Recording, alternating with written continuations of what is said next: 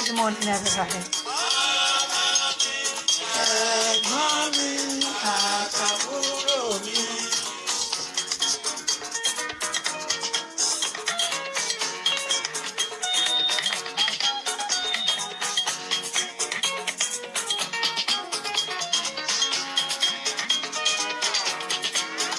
Good morning, everyone. Good morning. Good morning. Pàtàkì wọ́n ṣe kókó.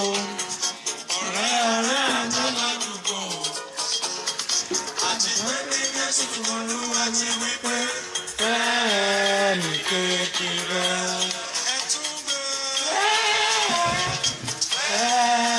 Fẹ́mi kékeré. Ẹ̀túngbẹ́. Fẹ́mi kékeré.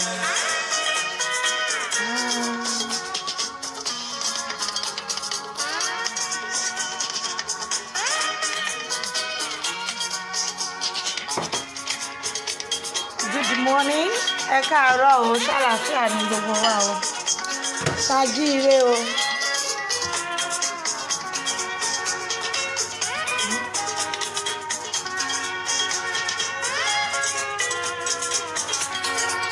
Good morning, good morning.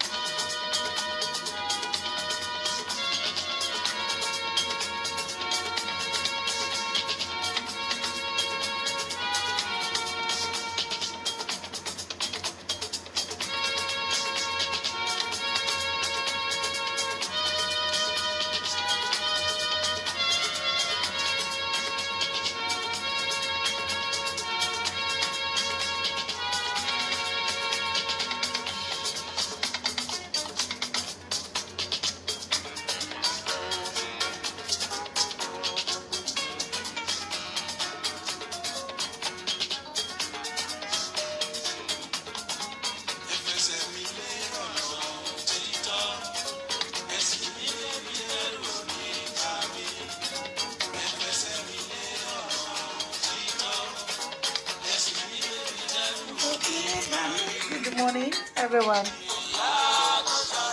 Okay. I'm going to lower the volume of the music a tiny bit so that we can hear what today's message is about clearly. So, let's endeavor to share this show. It's going to be an early morning motivation talk. Well, I always come out as the spirit director, and I'm going to be directing most of my messages this morning to us women, most especially.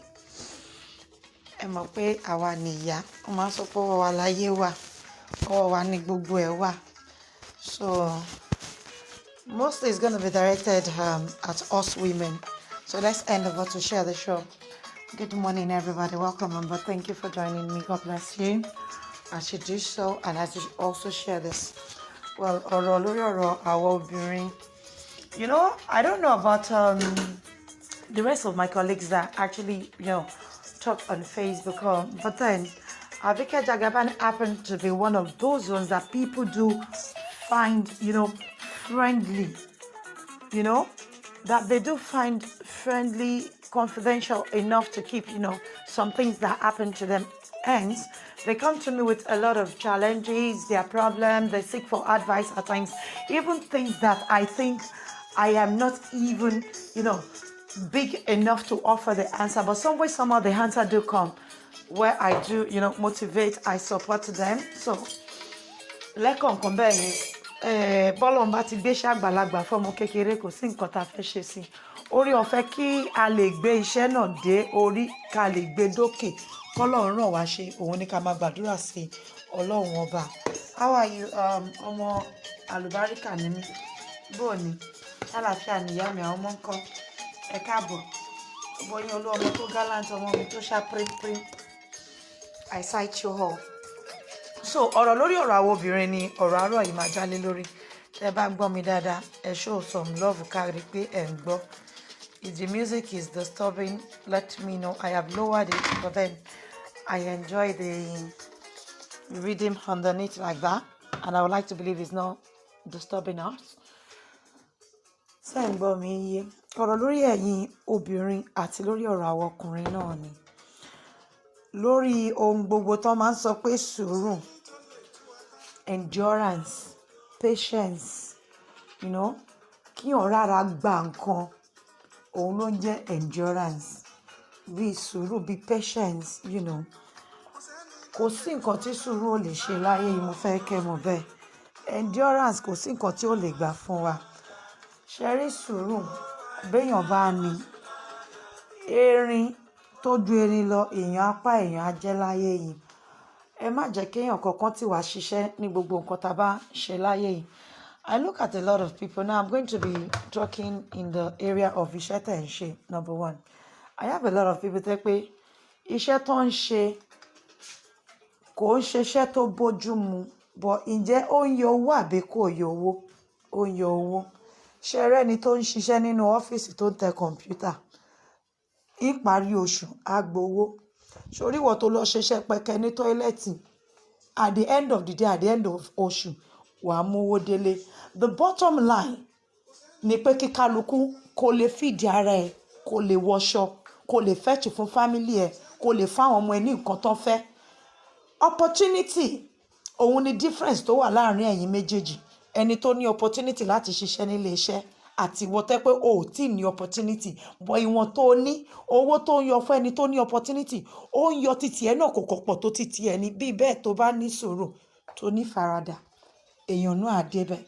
Ẹ má jẹ́ kí bóyá lágbájá kan bú yín because I have seen a lot of things. Good morning as you join. I have seen a lot of things happen on social media tẹ́ pé mo máa wò pé can people actually be this gullible? Wá torí pé lágbájá kan tí o ò mọ̀ rí o ò súnmọ́ òun ò yó kò tí ì tó èèyàn ó lè má yó tó wọ gan ó ń bú ẹ lórí Facebook wàá wá lọ ṣe kọjá ara ẹ wọ́n á ní orí ọ̀fẹ́ Olúwa ní mú ní là láláì ṣe kíni láláì sí làálàá kí ló fẹ́ gbọ́ ohun èèyàn fún nígbà tẹ́ pé Ọlọ́run tó dá ẹ òun ló dá ẹ nìyẹn wọ́n ní bàbá ṣe wáyé pamari láàrin wọ́n ní pé ìka ò dọ́gba àsìkò tá a kan mọ́ ọ̀la kálukú ọ̀tọ̀ọ̀tọ̀ nílé ayé. The moment good morning Toxicity my darling, how are you sis? How you doing? Ọ̀rẹ́ mi àtàtà àjọ ń lọ ni òkè àgbà mú mi ni o àjọ ń lọ ni kò yẹ yín. I don't want to deviate guys so I'm sorry. Tí o bá rí oúnjẹ jẹ tó ń rówó mú wọlé fún ọmọ ẹ kí ló kàn ẹ́ pẹ̀lú lágbájá ń bú ẹ. I always tell people that whatever it is that you do in life make sure you're a champion in it. Tó bá jẹ́ pé tọ́ílẹ̀tì ló ń fọ̀ tó ń fún ẹ lówó oúnjẹ wọn lówó ògbẹ́ òkè ń rùn fọ̀ dáadáa jẹ́ kó mú ẹ ní ògbóǹtagìrì tọ́ílẹ̀tì fífọ̀ ẹni tó gbóná nù ká fọ̀ tọ́ílẹ̀tì jẹ́ kí wọ́n mú ẹ ní champion nínú ẹ̀ because owó ògbẹ́ òkè ń rùn at the end of the day tó bá ná owó ẹ kò ní rúgbẹ́ wọn ò ní owó ẹ kan sọ pé tọ́ílẹ̀tì ló ti ń bọ̀. Opportunity ní gbogbo nǹkan nílé ayé yìí ó lè jẹ́ ibi tó ti ń fọ tọ́ílẹ̀tì yẹn náà ti máa wá gbéṣẹ́ pé kó máa fọ bí 1 million tọ́ílẹ̀tì ẹni tó ń fọ bí 1 million tọ́ílẹ̀tì ṣe bí extra hand nìwọ náà máa háyà ló máa dọ̀gánú ká fọ tọ́ílẹ̀tì àwọn tó ń gbọ̀ngbẹ̀ lẹ́kọ̀ọ́ tó ń rán kíní sọ́kàwé tó máa ń kọ sára kíní wọn when we were younger àmàrí tó máa kọ́ báyìí owó ògbẹ́ kírun wọ́n lọ gbọ́n ní ó jalè ó scam èèyàn ó purọ́ ó bá integrity ẹ jẹ́ ìwọ̀n tá a bá fara ṣiṣẹ́ fún wa lòun ló máa ń pẹ́ lọ́wọ́ ẹni ó jísòrò ẹni tó wà nínú ọ́fíìsì opportunity òun ní nǹkan tó differentiate wà àtẹni tó wà nínú ọ́fíìsì because àwọn wà opportunity láti wà behind the computer èyí tí wọ́n ní opportunity tó jáde fún wọn òun ni wọ́n ń ṣiṣẹ́ within the availability of what you have and you see in life because fingers are not equal ẹni tó dá ẹni tó wà nínú ọ́fíìsì yẹn òun ló dá wa náà ẹ wo ọ̀pọ̀lọpọ̀ wa láyé yìí nígbà tá a máa jíǹde ayé wa when you look at some of your peer group is what I'm trying to say in essence you see some of you the moment you leave secondary school like myself like I usually say I left secondary school earlier than most of my mates I was in SS2 when I made all my results and as at the time my mates were writing their own SSCE ní final year èmi ti wà ní polytechnic mo ti ṣe 100 year already so you see the fact pé mo lọ yẹn ò mean pé mo máa ríṣẹ́ tó dá better okay look I'm citing this as an example I left as SS2 bí n ṣe kúrò tí n tètè kúrò èmi ló yẹ kí n ti tètè ṣe tán nínú gbogbo àwọn mate mi yẹn but some way somehow I had a terrible accident when I traveled on my way from Abeokuta to Lagos State to prepare for this beauty pageant that was coming up in the Polytechnic then and then I went to Nigeria with some of my mates láti lọ get bikini gbogbo nǹkan tá máa to cut the story short the accident left me on the sickbed for 4 good years of my life. I was reduced to bed from one hospital, orthopedic, to the other. And, and I was on walking stick for a very long time because the leg wouldn't heal on time. So now the people that I left in my secondary school earlier on, by the time I got off that sick bed, most of them, listen, they were about to graduate. So you see, lágbájá ṣíwájú ẹ ní lárí láyé, ó ṣíwájú ẹ fò, kò ní kán ní lárí jù ẹ lọ. Sùúrù ní gbogbo nǹkan nílé ayé. You are not in a race, in a competition with anybody in life. Endurance is the key to success. Ó lè jẹ́ pé ibi tó ti ń fọ toilet, tó ti ń tata, tó ti ń ta ọ̀pá aṣọ méjì, tó lọ fi ń rà míì láti fi rọ́pò. Ó lè jẹ́ bẹ́ẹ̀ ni aláàánú títí ẹ ti máa dé. And the fact that èmi tún ní delay does not now reduce me to the back seat. Of course not with determination. So when you endure, you are determined, you know where you're going, you will enjoy your journey of life. Even in marriages, I do tell people, I like it when women endure. I like it when women are extra patient with their husband. I always tell my girlfriends that come, when you're tired of it, just take a break. When you take a break, it doesn't mean you should leave him. Ẹ wo gbogbo wa láyé yìí, ọ̀pọ̀lọpọ̀ lájọ bẹ̀rẹ̀. Tí ó jẹ́ pé ọwọ́ wọn yọ sókè nígbà yẹn. Àwọn ọ̀rẹ́ mi wọ́n á yàn jù ẹ lọ bọ́n ṣe ń gbégbé jíjìnjì wọn láyé báyìí. Ni wọ́n máa pàdé ọkọ tó máa kẹ́ wọn nímú kẹ́ wọn lẹ́sẹ̀. At the end of the day, àwọn àtọkọ yẹn lè má lò ju 15 years, ọkọ yẹn á dẹ̀ fòṣọ́lẹ̀ á kú. Fi yọ̀ wọ́n, èmi cite example fún yín ni pé, you have some of your friends, Mrs. Lágbájá, ọ̀rẹ́ mi yẹn, ó ń gbádùn tó jẹ́ pé tó bá rí mọ́tò, ó lè jẹ́wọ́ tí ò lọ́kọ, ó ti rorẹ́ ẹ pín, ó ti rò pé kí ló máa ṣẹlẹ̀ sí ẹ, ó lè jẹ́ mid-40s ẹ, wà kọ́ máa bá tiẹ̀ lọ gbèrègbèrè, wà kọ́ pàdé aláàánú láti bẹ̀ á dẹ̀ ṣọkọ ẹ̀dọ̀jọ́ ògbó. Now, tá bá ní pé ká wá wò padà sí àwọn ọ̀rẹ́ tó máa envy pé, oh, they've been married, they have settled down, they have children. Most of them now, wọ́n lè má ní partner yẹn mọ́. Ẹni tí wọ́n envy, tí wọ́n ò lè endure, tó máa torí ọ̀rẹ́ kan wọnú ilé kan, ìwọ náà fẹ́ folówó, you will now push yourself láti get married on time. You now ended up, with the wrong man because ó fẹ́ cash out, and it's not worth it. It is never easy to endure. But like you said rightly, Abefe, it is grace of God. And that is why I said you should pray for God to give you the ability. I always look at some people that, okay, some of us, we have experienced women beat her before domestic violence. Does that mean the next man you will move to will not beat? I have told you a lot of times, women, that these men are your babies. Some of them attitude is due to the kind of orientation they had with their parents. We are there to enlighten them. We are there to be patient. We are there to teach them the better way. It is not the one-day punch. Abi ibinu masare. Give him a bit of space. You see, when you look at a lot of broken marriages, broken relationship, some men cannot move on as well. Why? It's because they are attached to you. Okay, let's cite the scenario of okay, woman says a man is not good because he's poor. He cannot afford to take care of her. He doesn't want to work. We have a lot of work to do on these people at times, I do tell you. We have a lot of work to do. At times we need to be prayerful. It's not just a lot of work, by mere, mouth advising them morally or putting them through. At times you need a lot of prayer because some of them are even suffering from generational causes.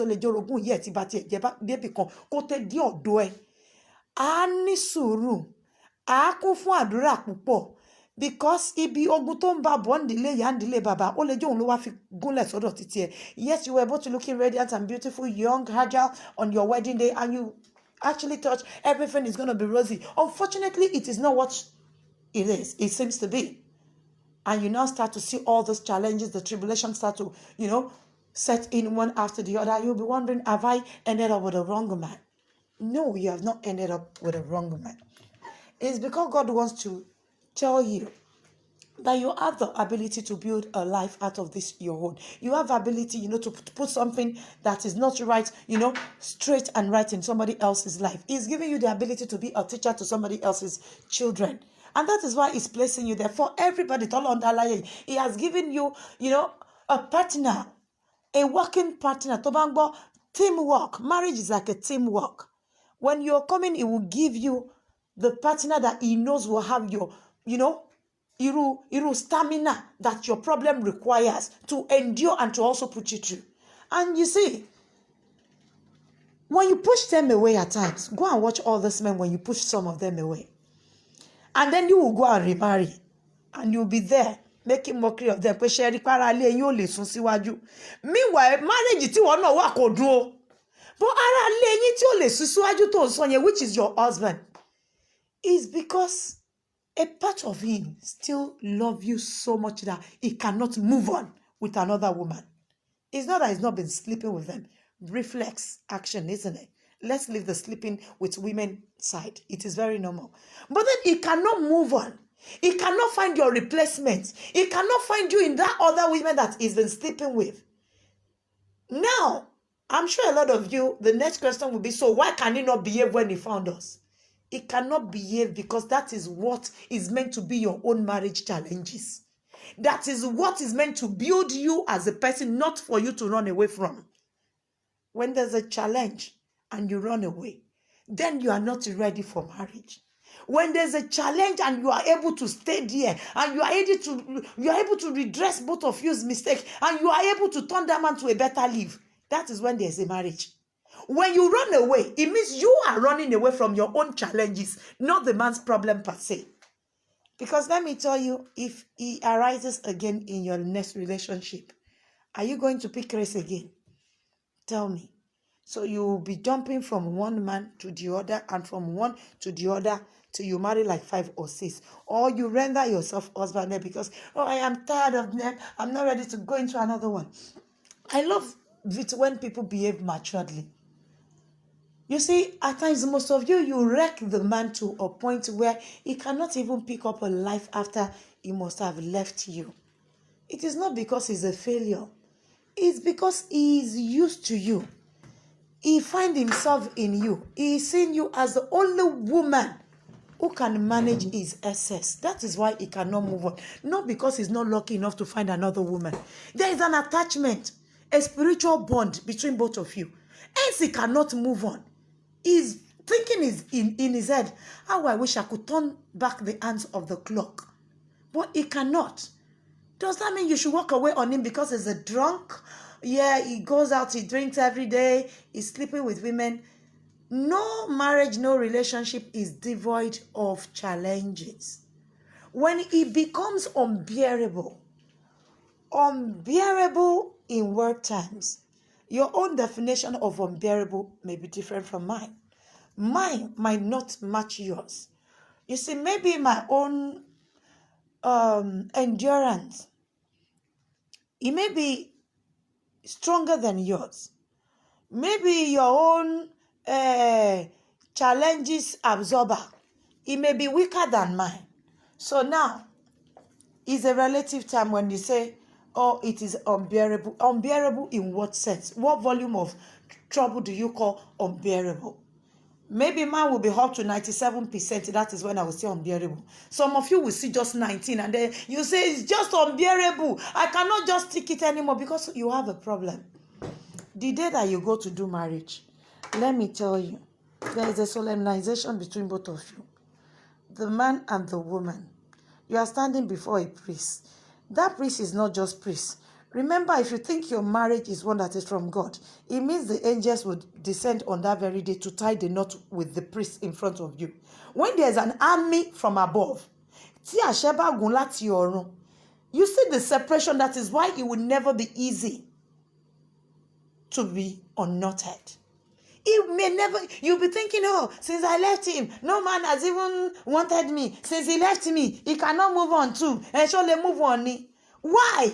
Because he is the one assigned to be your partner. And you are both living apart. Ego, pride, wrong advices from both sides. It will now make you separate what has been ordained from heaven. The priest you see is just a... There is another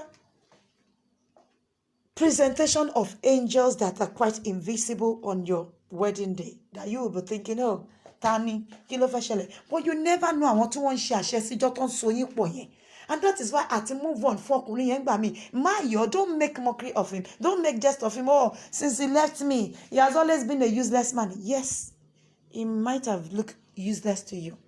It's because his teammate that is spiritually assigned to help him is not there. When it's a teamwork, is a teamwork.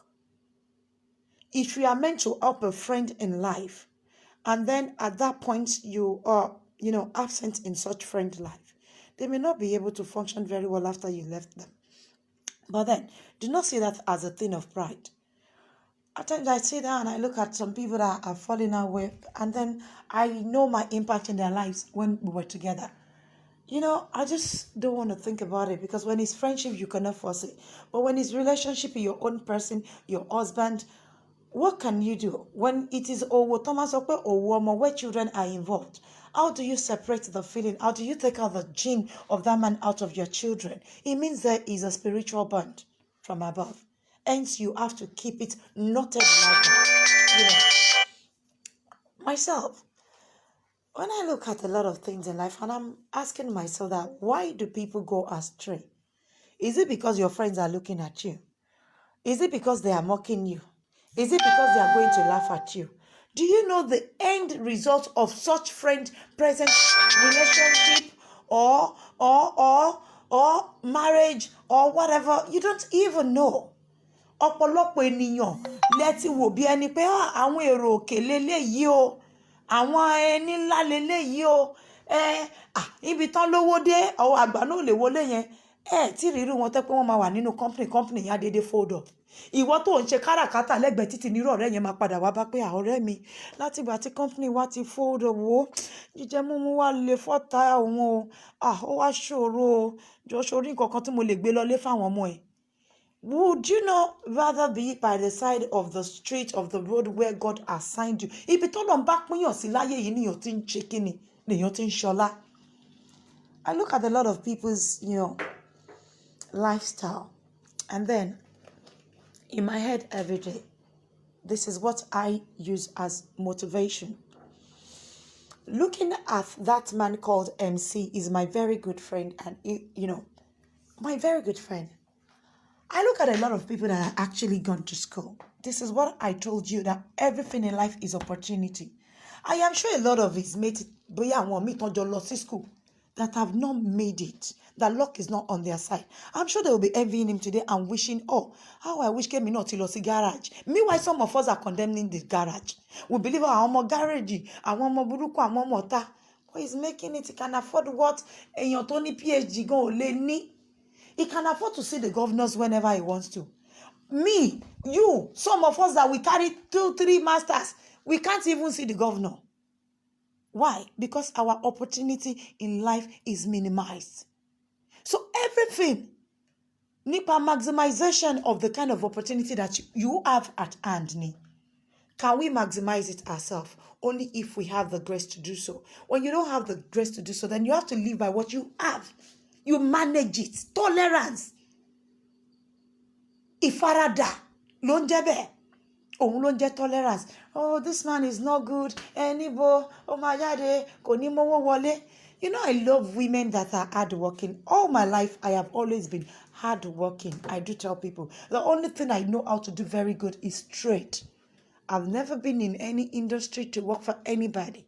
I have always been my own boss since I was a child. The first trade that I would do, I was my own boss. I have always been a merchant of gold, jewelry. Ni mo máa ń tà láti ilẹ̀. But then I have passion for other things like oil, crude oil, doing some other business. I've not had the opportunity. Hence, I am managing the one that I know how to do. I am tolerant with myself, tolerant with my partner, tolerant with everybody around me. You see, it's all about tolerance. Ìfaradà. Ó máa ń sogún di ogóje mọ́yàn lọ́wọ́ nígbà míì. I'm telling you. I can't do any other thing. I have never looked at any of my mates. And I've got a lot of colleagues, in the system in Nigeria that are, working class. They are 9-to-5 people. Most of my mates are in Abuja. They hold top, positions in Abuja. But I have never had to sit down and say, oh, how I wish I am like Jumoke. How I wish I am like Funsho. How I wish I am like Labaja. Everybody is a champion in their own field. When your marriage wants to break up, do you put your children in consideration? Do you think about the aftermath effect? Do you think about the aftermath effect that the breakup are having on your partner as well? Some of us, we just want to be heard. We just want people to listen to our own side of the story. A lot of women. I'm sorry, I'm not a female chauvinist. I'm not a male chauvinist. Just listen now. I am just being fair on both, sex. Now, ọkùnrin tó fẹ́ filẹ̀, obìnrin la gbọ́ pé ló máa ń wà depressed. Ọkùnrin gan ní depression, like I told you that when you cannot endure, you just want to go. You just want to break up. You just want him to leave you alone. At times, all they need is just fervent prayer. Okay, for those of us that are almost pere, me, I will count myself as almost pere because you know what pere mean? Pere is almost better pe me, I ja kutu when you're streetwise. That's what I mean. I know some of you are not streetwise. What I mean streetwise is, you ask me now, have you dated somebody's husband before? Would I say no? Hell no. I have dated somebody's husband before I was married. Because it's a big deal. Shit, But for those of you that have actually done it before, like me, there are some of these people, these men then, when you look at some of their housewives, with the ayo, loju, okonwodem, maybe when you're dating him, you're one of the most pretty ones out there. And then you would dress to kill when you step into the man's office. They will know a chick has entered. They can sense your sophistication all around you. You know that chicato when you walk in, that the receptionist head, everybody around you will be looking at the, ìyàwó ọ̀gá ti dé, girlfriend ọ̀gá ti wọlé. At the end of the day, you still remain the side chick. You know what I mean? You still remain the side chick. And that ugly woman that you think is not pretty, that you see his picture with him, that you will be condemning, you will say, oh, Sherry, yeah, where Nikoti Eja? woman yóò máa fine pé gbogbo bí ọ̀rá kí n bó ṣe fine mo ìyàwó ẹ̀yin ò jájàre. Why do you think he kept to that his wife that you think is not ja and not you? Why do you think he is keeping to that woman that you think is not psychedelic like you? Why? Because there is a difference between these two personalities. Yes, you are okay to showcase out there because you've got good looks, you are well read, you're beautiful, you're social. But then he has a woman that is full of endurance in the house. And I'm sure the next question on you women's mind will be like, so mi yẹn ló yẹ kí n wà nínú ilé kan fi tó lé káyé mi máa bàjẹ́. With my children, I am never bored in my life. Ask me. With Andololo and Timila in the house, I am one of those ones that will come out and tell you proudly that I am never, ever bored with my children in the house. Forget it when you see things happen to me, when I extend, hands of love, to some people, and then you want to be like, but do you see me go to people's houses about? I don't have the time because I believe everybody should be, brought on board equally, love one another, but till life bas up not to read, then it's okay. You can go on your own and I'll be on my own. But does that mean that I am bored in the house? No, it does not indicate boredom. I am 100% engaged with my children. Okay, look at this morning. I was able to sleep till like 8:30 before I woke up, downstairs now for my tea. It is the first day ever since the children resumed that I have not taken them to school myself. So Timmy was a bit excited because he got his bus pass yesterday, Oyster card, Timmy. And he wants to be like, oh, Mom, let me go and try my card. Oh my, you're so judging ni won. Èmi ni mo gbé wọn lọ school, èmi ni ma gbé wọn lọ́sàn. Few afternoon, ọmọ wálé fún ara wọn. So you see, àárọ̀ yìí nìkan mo lè sọ pé mo free díẹ̀. If I should do a live chat where you can see my face, a visual one, you will see how much food I've got in the kitchen. I'm going to cook egusi. I'm going to do the spaghetti bolognese. When I'm done with that, I will do motiba prawn, fried rice, chicken. By the time I'm done with all that, I will come to my living room. Ọjà, ni gbogbo scarf tí mo fi wọ̀nyí, everything, lano bags, mi tí tó padà. And I will now go to my phone. How will I be bored? Tell me, this is my 9 to 5. So the fact that you are sophisticated and you are the woman that the man wants to showcase everywhere in the office, it does not mean he's going to replace you with that his dumb wife that you think is not as pretty as you. That woman has something very unique. She has back some qualities that you don't have. And when you fake it for men because you're looking for a way to destroy their happiness, their home, they always know. Now, look at the story of that lazy lady. Alhaji Muniru has got 3 wives. It's my friend, I can cite him as an example. He's got 3 wives. And then the lazy lady, the actress, tried coming in. You know what got her mad, why they got separated? It's because she struggled so hard to be Ayoloju Alhaji Muniru. She wanted to be the main girl. When for the first time you think, oh, this is a local boy or Molile, but he has money, he controls money like all those them MC baddestly. And you now came from the movie industry, you think, oh, with my good looks, with my status in the industry, with my social status, he cannot do away with people like me. The man will tell her, hell no. You see those 3 ones in the house that you think they are illiterate, they mean more to me because they are well endured. They can tolerate my excesses. Ìwọ ti jájú, ó ti lájú ju nǹkan tí mo lè control lọ. Hence, it pictures. Because at the end of the day, èyí tó bá jẹ́ ayọ̀ lójú wọn yẹn tẹ́ ẹ̀ bá ṣọ́ra, òun ló máa control. Ó fẹ́ control gbogbo empire, gbogbo ilé tó ní, gbogbo owó tó ní.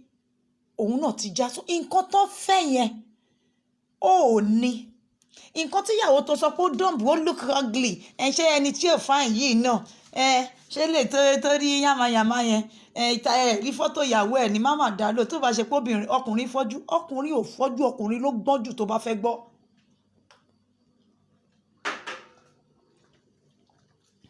Ó rí wọn lẹ̀, ó ti rí pé ó ní farada. There are so many things men go out to look for in women. Some of them have left us, women, years back. And they were waiting to see if you are going to step on the next boat. Wọ́n ṣọ́ yín látọ̀ nǹkan o. Oh, ribi lọ́kàn tọ́jú àwọn ọmọ òde ń jayé ara rẹ̀. Me, I used to tell my friend this. When your marriage is a bit shaky, if you think you both need a break, please do go for break. Be tolerant. Endurance is the key to a successful relationship. When you both go on a break, for a man that truly loves you, let me tell you within that break, he's not going to be engaged with any woman with commitment. For a woman that loves her husband so much, I love fun as you see me here. If you want to have fun, the women should go out and get fucked nicely. And the men too will go out, they will get fucked nicely. At the end of the day, it is not a matter that we want to table to bring back our relationship because of some things that we have to put in consideration, which is likely to be the children, the family members that are actually come to become friends, probably your parents, or your business. It is not something fundamental that should destroy my home, because when my husband goes out to fuck anybody, I don't get to see it. I don't give a fuck. It doesn't make me close my leg for him forever. When I get fucked out there, he does not give a fuck because it's not something he says. There's no evidence. He cannot see it. It is not established before him. So when you hear gossip at times now, do you just assume they are sleeping with her? So when you don't care, Ephraim break, you have gone on your own. You see, someday, somehow, you are both likely to have another opportunity, or probably chance, I should say, to come back together for the sake of those children. That is a man that is still single, and for a woman that refused to be taken, within those years. Sùúrù, ìfaradà, òun ni gbogbo nǹkan láyé yìí. Ẹni tó bá ní sùúrù tó ní ìfaradà, òun ló máa ń jèrè ilé ọkọ, òun ló máa ń jèrè ilé ìyàwó. Àwọn ọ̀rẹ́ ẹ̀ tán bá sọ fún ẹ lẹ́ni, ìyàwó ẹ̀ ò fine, ó ugly, ò rí ìyàwó tòun, ò rí kan tó ṣá pínpín, ò rí bó ṣe fine, ò rí psychedelic gbajúmọ̀ tóun fẹ́. At the end of the day, psychedelic yẹn lè mọ̀ dálẹ́ nínú ilé ọ̀rẹ́ ẹ̀. Ó lè jẹ́wọ́ tó psychedelic tán ní òòjà ló máa wá pẹ́. Olórin tó kọrin yẹn tó ní pé, ó di dandan, ó ní láti pẹ́ lọ́dẹ̀dẹ̀ ọkọ, ó ní láti pẹ́ lọ́dẹ̀dẹ̀ ọkọ. Ìyàwó tó ń ṣojú ẹni tó sì tún ń ṣẹ̀yìn, ìyẹn tó dúró tọkọ nígbà tó ṣòro, ó di dandan, ó ní láti pẹ́ lọ́dẹ̀dẹ̀ ọkọ. Kò yé yín? Ó ní láti léèrè tó lè jẹ ó ní láti léèrè tó lè jẹ. Ṣó yé yín? Orú obìnrin bí àjèrè. Let me tell you, some of us women, you would have left your home, your husband, the relationship years after. But then your in-laws will still be coming to wherever it is you live alone after you must have left their son. Wọ́n á sì wá máa fún ẹ lówó. Àwọn ẹ̀gbọ́n, àwọn àbúrò ẹ̀mí mọ̀. If you are one of those, let me see your hand up. Because they cherish you, they appreciate you, they know you are one of those very tolerant ones that their brother missed. And then they will be coming to you to check on their children. Because they know it is not your own fault. So yeah, I can see your comment, check, I'm coming to it. They'll still be checking on you. They'll still be coming back to say, oh, Ayami, ìyàwó Jẹ̀bú, ìyàwó Ẹ̀gbá, wọ́n dẹ̀ mọ̀ pé ó sì lọ́dọ̀ Ẹ̀gbá mọ́, because wọ́n mọ̀ pé ọwọ́ ọmọ wọn òun ni kinní yẹn já sí. Now, Abefe, let me tell you. You just say, my queen, what if we watch the man cheating? What do we do? I am very curious. Now I will tell you. It is the same thing I've always told you guys. And now I'm going to repeat it again. One is, since I was born, now I am getting old. I have never seen something change. Likewise, be me, Sherry Polo Yipada. But there are other things that have not changed. Wọ́n ní láti jọ́ táláyé ti dáyé látètè kọ́ṣe ní àgbèrè tiwa. Ó wà láyé àwọn bàbá wa, ó ń bẹ nísinsìnyí. Bẹ́ẹ̀ ni yóò sì máa rí dé orí àwọn ọmọ táwa ń bí ni. Can you nawọ́ ẹ sókè pé ọmọkùnrin tó máa bí òní ṣàgbèrè títí tó máa fi jẹ́ Ọlọ́run lépe? Ó lè nawọ́ ẹ sókè. Now, look at my son. He's only 11 years old. That does not know what a girlfriend is. But remember, a lot of you will look at this picture and then you will come back and tell me, hey, Mama Eloswajamole. The same thing. If it ever happens to your son, your child, would you rather a woman kill them, leave them, chastise them because of that?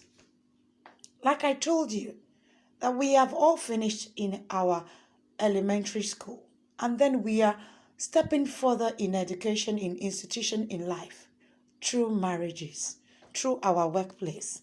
The end of education is not when we leave university.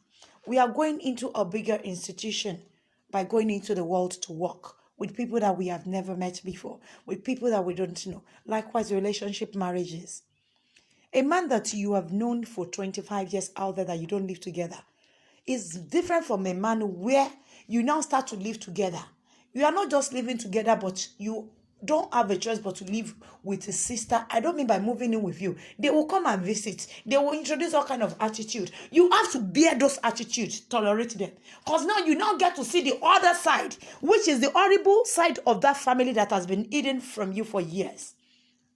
They will not come into your house. You now say that, oh, so sister, she won't take today.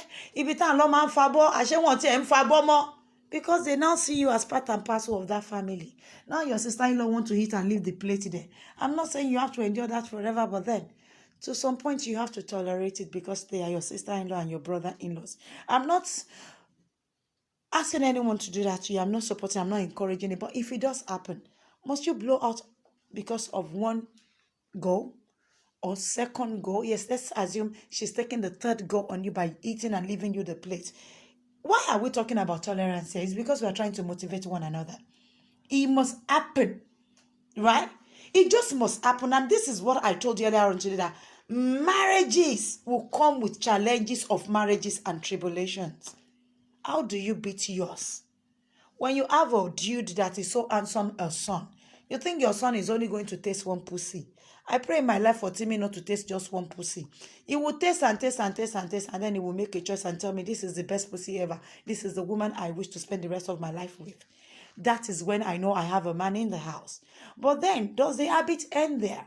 Tribulations, challenges, temptation will come when he starts to work with a lot of women in his industry, whatever I choose to work in life. And then he will travel. Things happen. And then we have to learn to perch it. Beyonce and Jay-Z, they are still together today. Is that not an inspiration for all of us? Beyonce is worth millions and millions of dollars. Richer than Jay-Z, I guess. But look at today. Did she not ignore Jay-Z because she wanted to keep her own?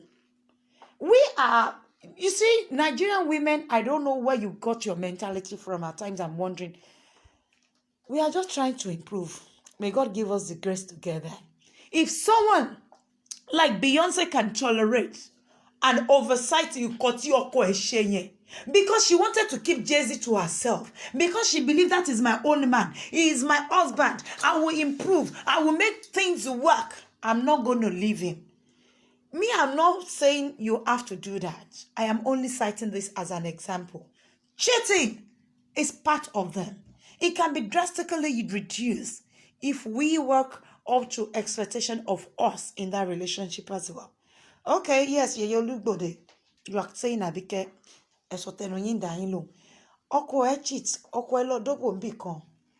Well, I've never caught my father cheating. But then, he wasn't married to one woman. And I would like to believe that other woman he married after my mother, he didn't just start in a day. Men only take the second wife, through cheating. He starts with cheating first. And then they will start their banko, which is ojukoroju. They will start to do tagidi bokwe. Well, she's coming in. And then it becomes a reality. But then he started with cheating. So if you're one of those that your father has 2, 3, 4, 5 wives, what can you do?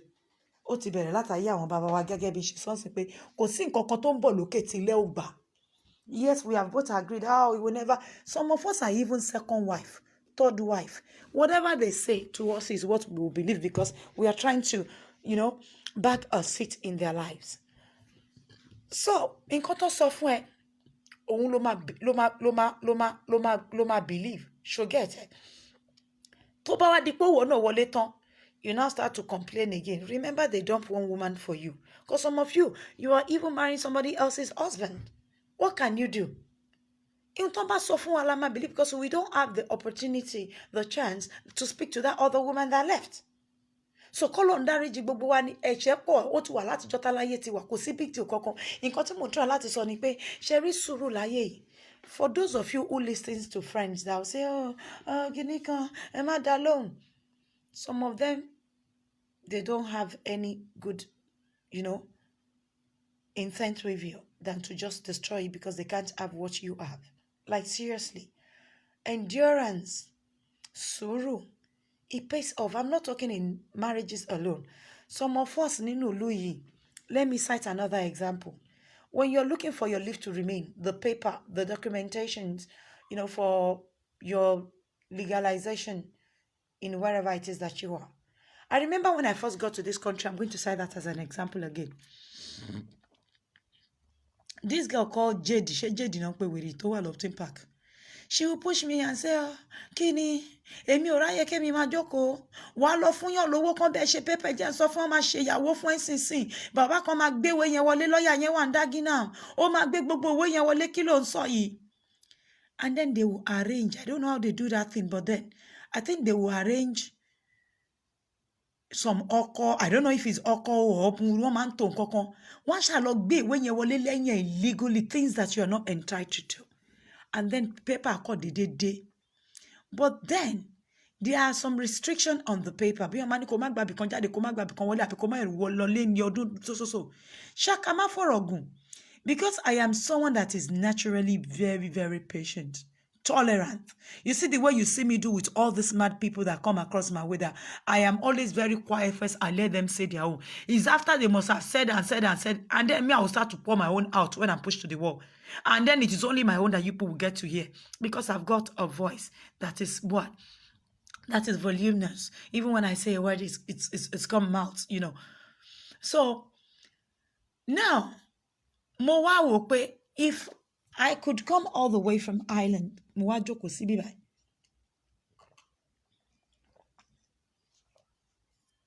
Mo ti bímọ sílùú òyìnbó. Kí ló ṣe mí tí mi ò lè ní sùúrù? Kí ló ṣe mí tí mi ò kàn lè gbójú ń bẹ̀? Ìwé máa dé tó bá tásìkò. Ọ̀nà tó máa gbà dé mi, I don't know. Did I plan anything? No. But something told me, it's always good to listen to your second voice, which is the second person in you, your instinct. You see, there's an inner person, the second person that guides you spiritually is inside you. When you hear the person's voice, do listen at times. So something told me, Eje má ṣe o, àbíkẹ́ má dá ọmọ yìí lóhùn. Gbogbo wọn lọ ṣe Ọlọ́run ti gbàwé. Látijọ́ ti gbàwé kò tí dé Nàìjíríà, bóyá ó ti gbà. But ẹ jẹ́ n sọ nǹkan tí mo fẹ́ fàyọ ńbẹ̀ gangan. Suddenly, this same lawyer that they referred me to pé kí n lọ bá ṣèwé, I don't know ẹni tó lọ bá ṣèwé ni wọ́n bá palẹ̀ mọ́ ẹ̀. Do you know it was just one person paper that went wrong, and then it affected all the previous clients tó ti ṣèwé fún gbogbo wọn ni wọ́n gbàwé lọ́wọ́ wọn náà bàwé yẹn jẹ́. They traced everybody that got their paper through this lawyer.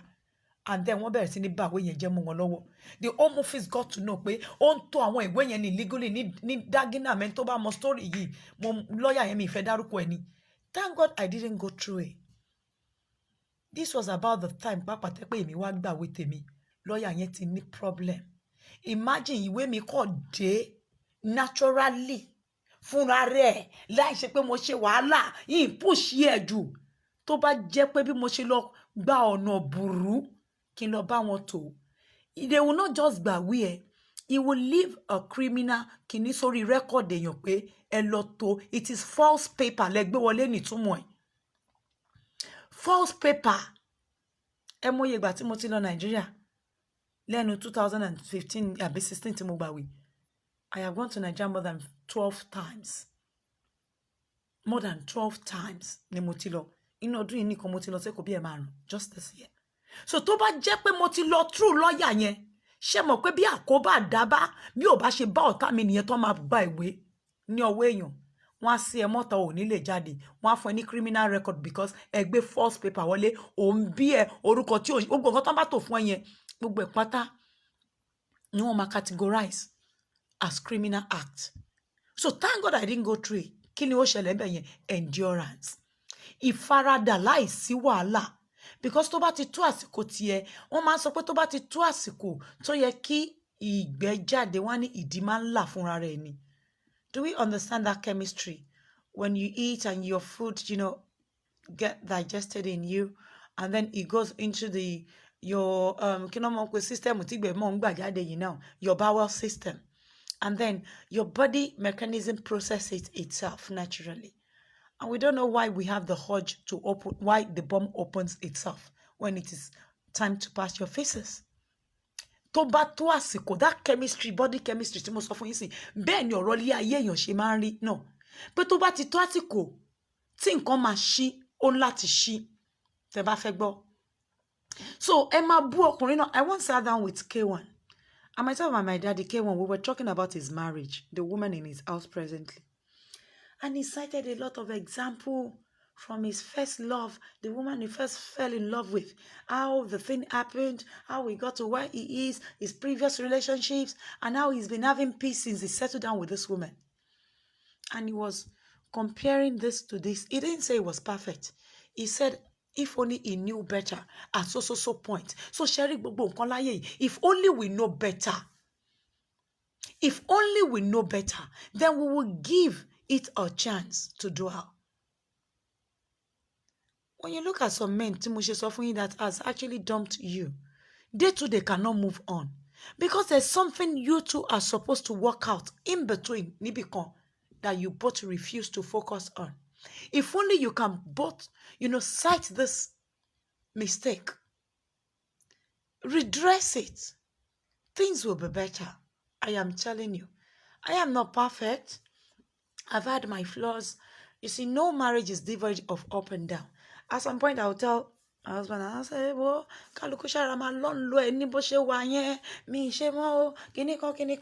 you see, when you look at the things you're going through, the people surrounding you, your situation, the things that you're going through at the moment at times are also a determining factor to what is going to happen to you.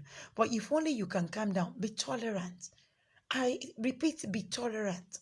When some A and B falls into place, you will give the C and the D a space to settle in between as well. But when they don't, the initial ones don't fall into place, do we just say C and D? Something came before C and D, some alphabets are missing. Until we are able to fix them in their space, then we can have a continuation of alphabet here. But when you're not able to cite what the problem is, how do you fix it? How do we fix it? Yes, it is an era where women, listen, it is, let me give you the ratio. The ratio of the women that are now cheating in marriages, it has overridden the ratio of the men cheating. Do you agree with me? Women are now the number one cheater in relationship now. They are smart. I'm telling you, both married and unmarried are now superhero in cheating. They are champion in cheating. Talking of infidelity, they are now number one. Seriously. Because in Nigeria today, you hardly see 30% of marriage out of 100 that will boast of not cheating. I mean the female partner. Things are so difficult. When they marry young, if the husband cannot provide, they will jump out and start to cheat. When the husband can provide, they will say he cannot fuck very well. When this one, you see, so it is higher than that of men now. I am telling you. It is higher. I am not blaming them. For someone who does not have a good, you see, fuck, sex is a very important aspect of marriage. A very, very important aspect of marriage that upholds a relationship. And I always tell men, when you go out to waste your sperm, when you go out to waste your energy, you go out to waste your energy, you now come back home to give women, complaint. There's no how the marriage can last. It will not last because you complain today, you complain tomorrow. Next tomorrow, the woman, he never come for 1 year. Within 10 minutes, 5 minutes, 2 minutes, you don't come. 2 minutes, man.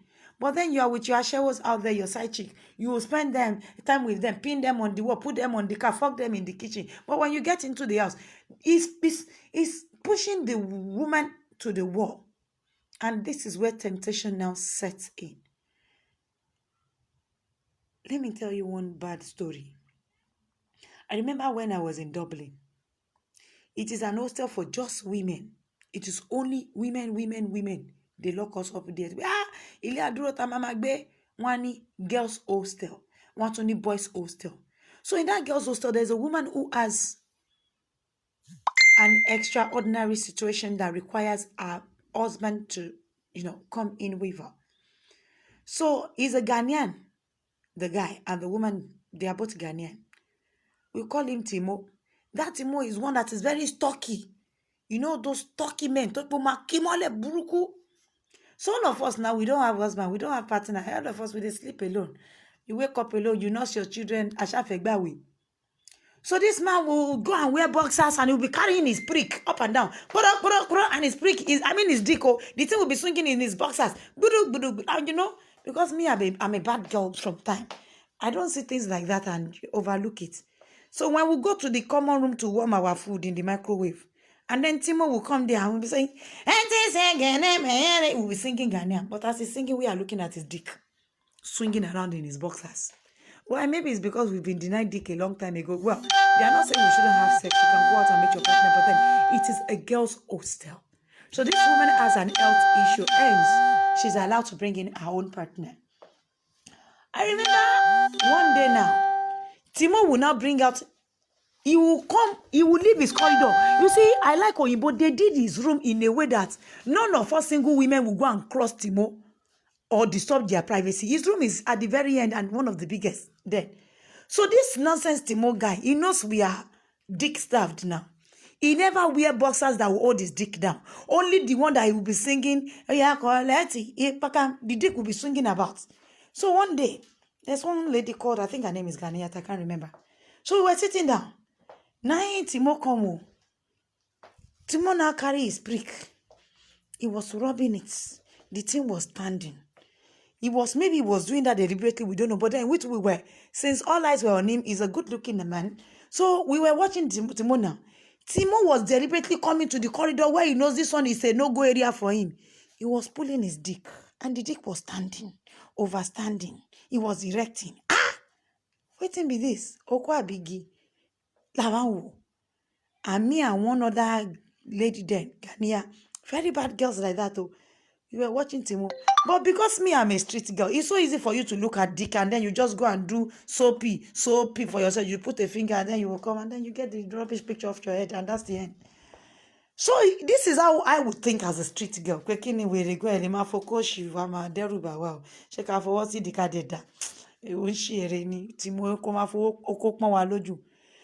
You see, we have seen Timo doing his rubbish, and then Timo stylishly went into his room with his dick standing like that.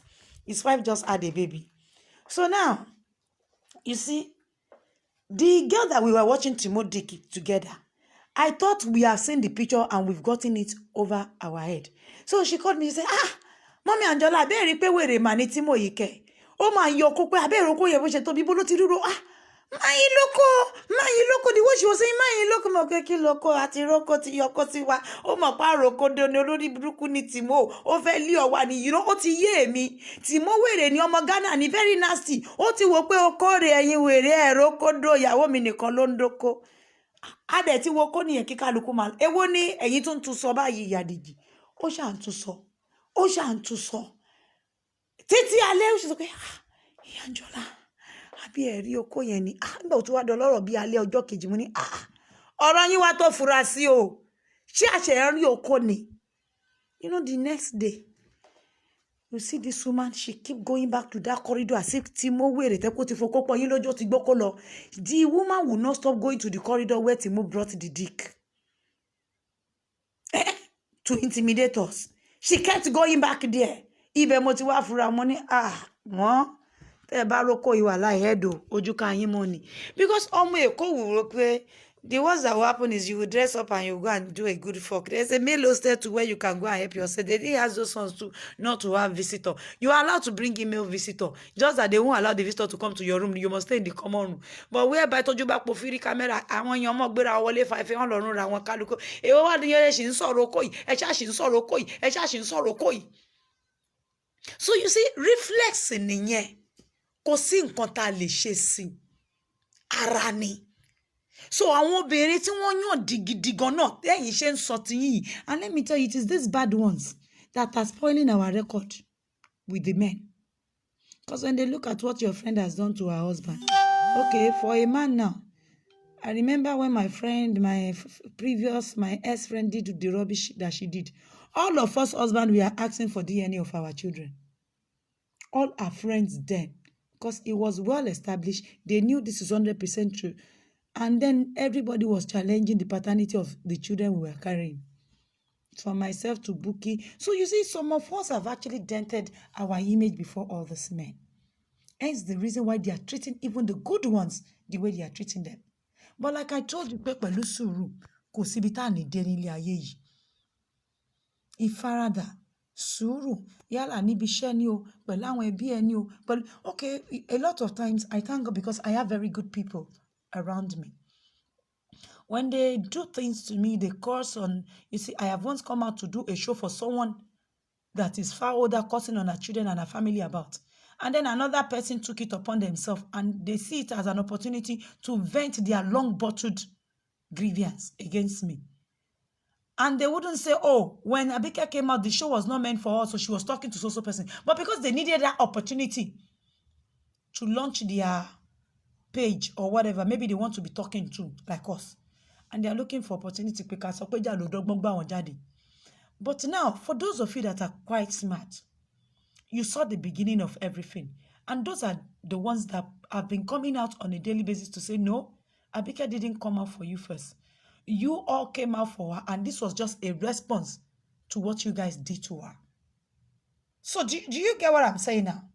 So in contact with it is just a reflex reaction to what some women have done to them.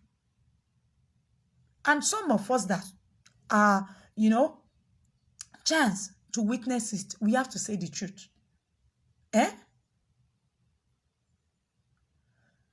Now somebody is asking if you cheat. I am not a marriage counselor here. If someone cheats on their husband and you're saying, oh, and he didn't know, but you have stopped, should you tell him? You know me, I'm a straight girl. You see me, everybody I have dated in my life, I do tell him. Let me give you one shocking news. Everybody that I have dated in my entire life, both married men, unmarried, I have always told Angela's father. You see, the man you marry, it matters a lot. When you marry, when you're with your brother, when you're with a friend, when you are with a freelancer like you, everything and anything, I love relationship like that. I don't like it when men put me on the spot, when you fidget before you tell him something. No. For all of my customer that done it before, the man knows them very well. He will even tell me till tomorrow, and we will laugh over it. You see, when you marry your friend, I don't know if you have a friend, a partner, a woman, or a husband like that. If you do, let me see your thumbs up.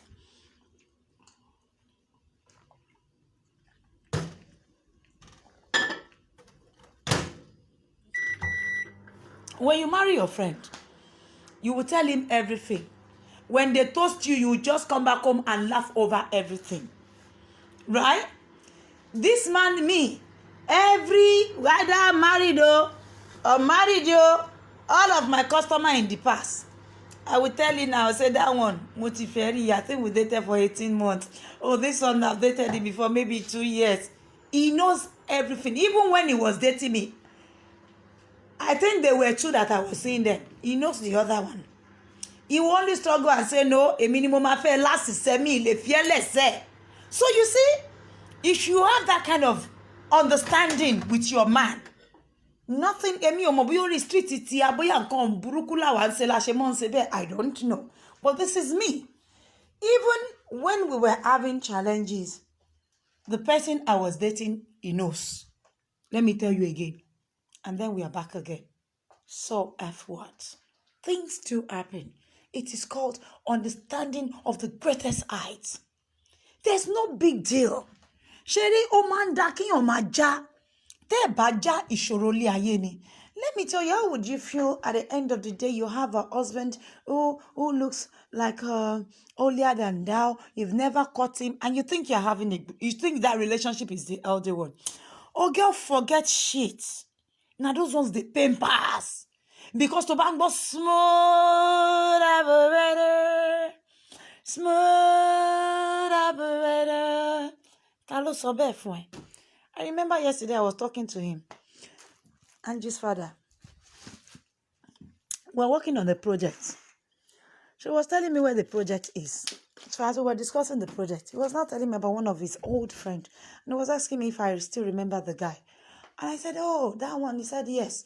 I said, what about that? Is very pretty wife. Because this couple then, ilé epo rọ̀bì ni wọ́n ti ń ṣiṣẹ́ nínú ẹsẹ̀. We were one of the first settlers tá a wà ní orí títí àjà àwọnúwọnú àdé Abraham Adésànyà àwa ń ta gbangba bíi Thomas Estate lórí títì làwa wà láti gbé ṣọlá. So I was not telling him. He now said, oh, the woman left him. Oh. I said, sure? The woman left him with all the love they showcase, the way they go about. They are professionals. Working class couple. Tẹ́ pé wọ́n carry, if you see the house, ilé wọn náà lé wa pa. Wetin tán dé báyìí owó epo Port Harcourt wọ́n fa gbogbo estate yẹn wọ́n kọ́lé sí lọ. He said they left themselves. Oh. So look at that. Even the ones that kiss their neck, that hold hands, they break up. And their own breakup gangan ni kò kí ń wà bearable. Ó lè yàyàn wèrè. Ó mọ̀ sọ pé if you are tolerant, everything will come simple. Nothing will make any big meaning to you. You will not find anything like, big deal. No. You see, big deal. Let me give you another shocking example. And you know why I love to cite people's cases? It's because I don't know what you're going through as at the time. But whatever it is, I don't want you to see yours as the worst that has ever happened. Shit happens. I have seen where a woman left a husband. You know, let me tell you this. When my ex-friend did the rubbish that she did, and so we decided to patronize this, our friend's mom. Our mom. As at the time she was fidgeting, that what is she going to do with this mess? So the woman sat us down. Very old woman then. I think she'll be around 70. And the woman said, you have done something wrong. I'm not going to pamper you. I'm not going to encourage you. I'm not going to praise you for this mess you put yourself through. But then, I would like to inform you that your situation is not the worst in life. Whatever it is that you go through, it is not the worst. She said, look at me very well. We look at her. She mentioned one of her children's name that we call auntie. We call the woman. The old woman was referring to one of her children.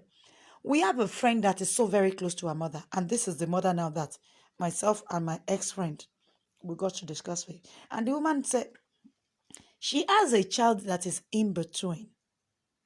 The child that is in between, that bears the same surname with our own friend that is younger. She said, do we know that it is not the same father with the eldest of our children and the youngest of our children? Meanwhile, they all bear the same surname. And we were shocked. We said, hey, Auntie Lagwaja, so kí ló ṣẹlẹ̀? Báwo ló ṣe jẹ́? And the woman said, oh, really? At a social point of her life, her husband traveled out of the country. He went to war.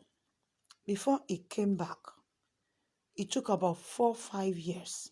She said she was so young, and she's got a high libido due to how the man has, been doing her before he left. He said it wasn't because she was loose, but then temptation set in as young as she was then. She said she mistakenly in life allowed another man. And then abortion is not common. And so this woman got pregnant for another man. And she's had like 2 children. Listen, she's had like 3 children before, I think 3 children before the man went to war. So now she went to sleep with another man, and that became a case. She got pregnant. And before, listen now, and before the man could come back, it took about 4-5 years. So this woman now was now living with her family, the old woman that is telling us this. She was the one raising the child with the other children. But her husband family, they don't know what has happened. Suddenly, the man came back from war. The man that they thought would never come back came back from war. And then he asked for his wife and his children. And then his family members told him, oh, your wife and your children is with her mother and her father. Lọ mú ìyàwó ẹ nílé ìyá àti bàbá ẹ. So the man went to his in-laws house. Ẹ kú ilé o, àti dé látojú ogun o gbàgbàgbà. Ìyá alágbájá o, àwọn ọmọ mi ń kọ́ ó yẹ máa padà bọ̀ nílé. So his in-law told him, adúpẹ́ o, Olúwa ṣé o, ìyàwó ẹ máa bá ẹ nílé. And then when he went back, he thought the man would meet, he thought the woman would come and meet him.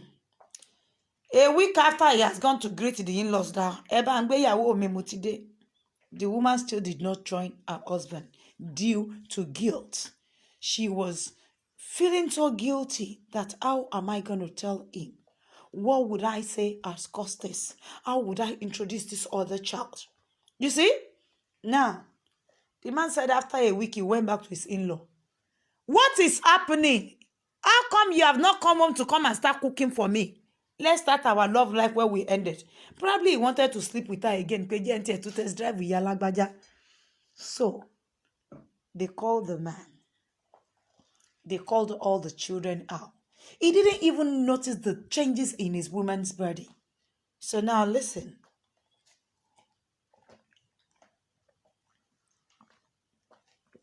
Are you following me? If you are following my news, let me see your hands up, because àwọn ọmọ ọ̀rọ̀lẹ́ ayé àwọn ọmọ ò tí ń gbà bí olú ọmọ tó gálàǹtì àbẹ̀fẹ̀ àti Ọlọ́lákẹ́mi, àwọn mẹ́ta tí mo lè bẹ admin kankan bá mi block ní wákàtí yìí nìyẹn, because they are disturbing me. And when they distract me, I will ask admin to temporarily block all of you, the 3 of you that I mentioned for now, and then you will come back in the evening, your punishment. So now, because of the guilt in this woman, it was the woman telling us, so no biarata. The family of the wife now had to invite him down. They sat him down and they brought out the children that he left. And they showed him the addition in the children. And he was wondering who owned the 4th child. The woman said she went on her knees. She was crying. All families were on their knees. Tí n bá sọ fún yín pé ó ti wà látètè kọ́ṣe, ó ń bẹ nísinsìnyí, bẹ́ẹ̀ ni yóò sì máa rí ní ìgbà gbogbo. Èyí tó máa ṣẹlẹ̀ pẹ̀lú àwọn ọmọ wa náà àìtí mọ̀ k'Ọlọ́run ń jẹ́ kí ìrìn àjò wọn dá ní ẹ ṣàmì. But let me tell you, whatever in life will be, will be. Mo rí tó máa dá dénú wọn tó máa níyàwó 6 7 ni. Ó lè jáde tí wọ́n kọ́lẹ̀ lọ́mọ ẹ máa tẹ́wọ́ gbà. Look at the history of Ooni of Ife today. Adé tí bàbá rẹ̀ ò dé ní bàbá lọ dé o. Kí la fẹ́ ṣe sí? Orí tán bá ti sọ pé orí aládé a máa fẹ́ ìyàwó 4, a máa fẹ́ 5, a máa fẹ́ 10 pàápàá tó bá hùn. Kò sí nǹkan téèyàn kankan lè ṣe sí. So now they said the man went crying. How could you have done this to me, love of my life? But there was something amazing that the man did. He called his wife's family and said, my family do not know about this 4th child. Whoever that call you to ask, tell them I came back home at some point, got you impregnated, and this is how the 4th child came about.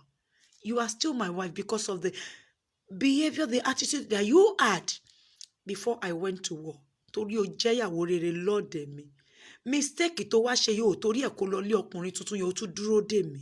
Mo gbà ẹ́ pẹ̀lú àṣìṣe yẹn nínú ọ̀dẹ̀ mi padà. And that was how they had the 5th child and the 6th child. And my friend happened to be in between. It was after then that they now had that our friend. They now had her as the last child of the family. Now listen. Kí lẹ fẹ́ ṣe sí? So one lọ do MB kan, and your husband don't know about it. It depends on irú èèyàn tó ọkọ ẹ jẹ́. Ṣé bọ́kùnrin ló ṣe léyìí sí? Until today, The mama remains the baba's wife. It is the mama that battered our friend ni mo ń sọ yìí o. It is called mutual understanding. Advanced. A dignified, advanced understanding. An understanding tó lógo tó ní glory.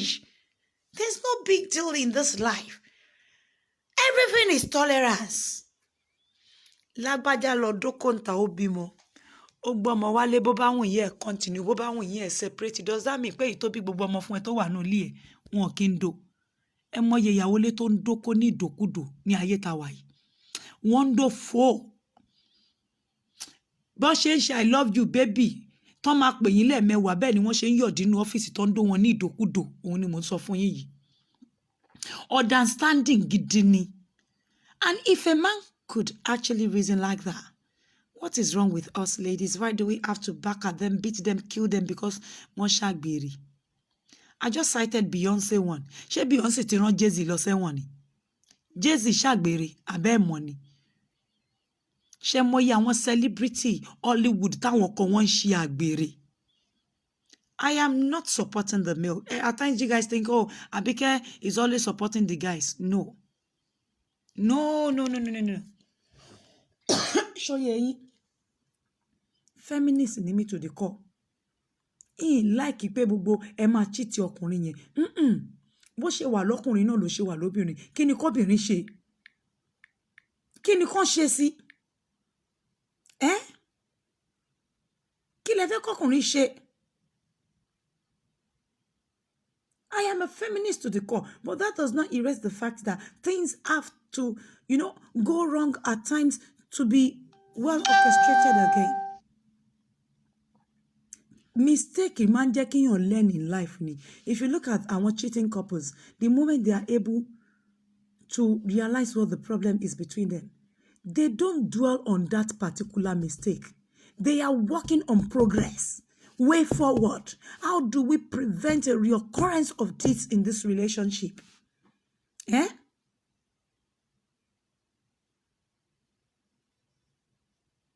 It's just rubbish.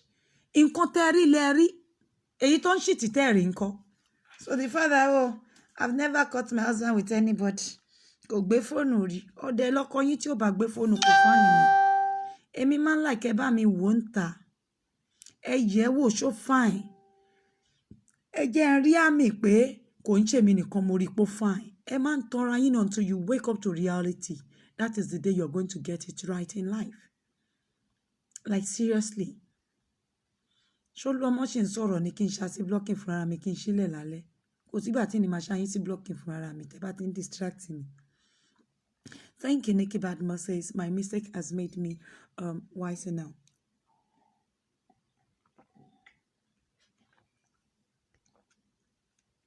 You see, Murala Kemi said, I have a current situation at hand and the hubby still wants a woman. That's why she was pregnant for another man. The woman is everything any man won't want to lose. But she made that mistake out of stupidity of looking for love. It's still beyond me till date. Well, it is what it is, my darling. Àwa tá máa ń ṣe iṣẹ́ tá à ń ṣe yìí, ojú wa máa ń rí, etí wa dẹ̀ máa ń gbọ́. Ojú wa ń rí, etí wa dẹ̀ máa ń gbọ́. Kò sí big deal kankan. As in seriously, kò sí big deal. For me, I don't know, maybe èmi ti pẹ́jù lórí street yẹn ni. Béèyàn bá pẹ́jù lórí street yẹn, á máa gbàgbàkúgbà. But mo fẹ́ kẹ́ mọ̀ pé àrírẹ́ rí, a fi ń dẹ́rù bọ̀ lọ́rọ̀ ni.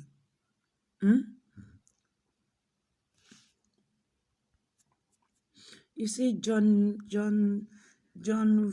fuck me, fuck Ricks, I be fucky, I be foxy, I be goxy. Anyway, John, foxy. Sorry, I have to pronounce your name like that. It's just too much for me to pronounce. Well, he stated here that Abefe Robert, you are right. One thing I found out a few weeks ago is that our current marriage structure, especially in Yoruba land, was driven by women via Western influence. I think we have to look at outcomes ethnically. Well, I think the point of marriage is to have children. Sex takes a lot of energy.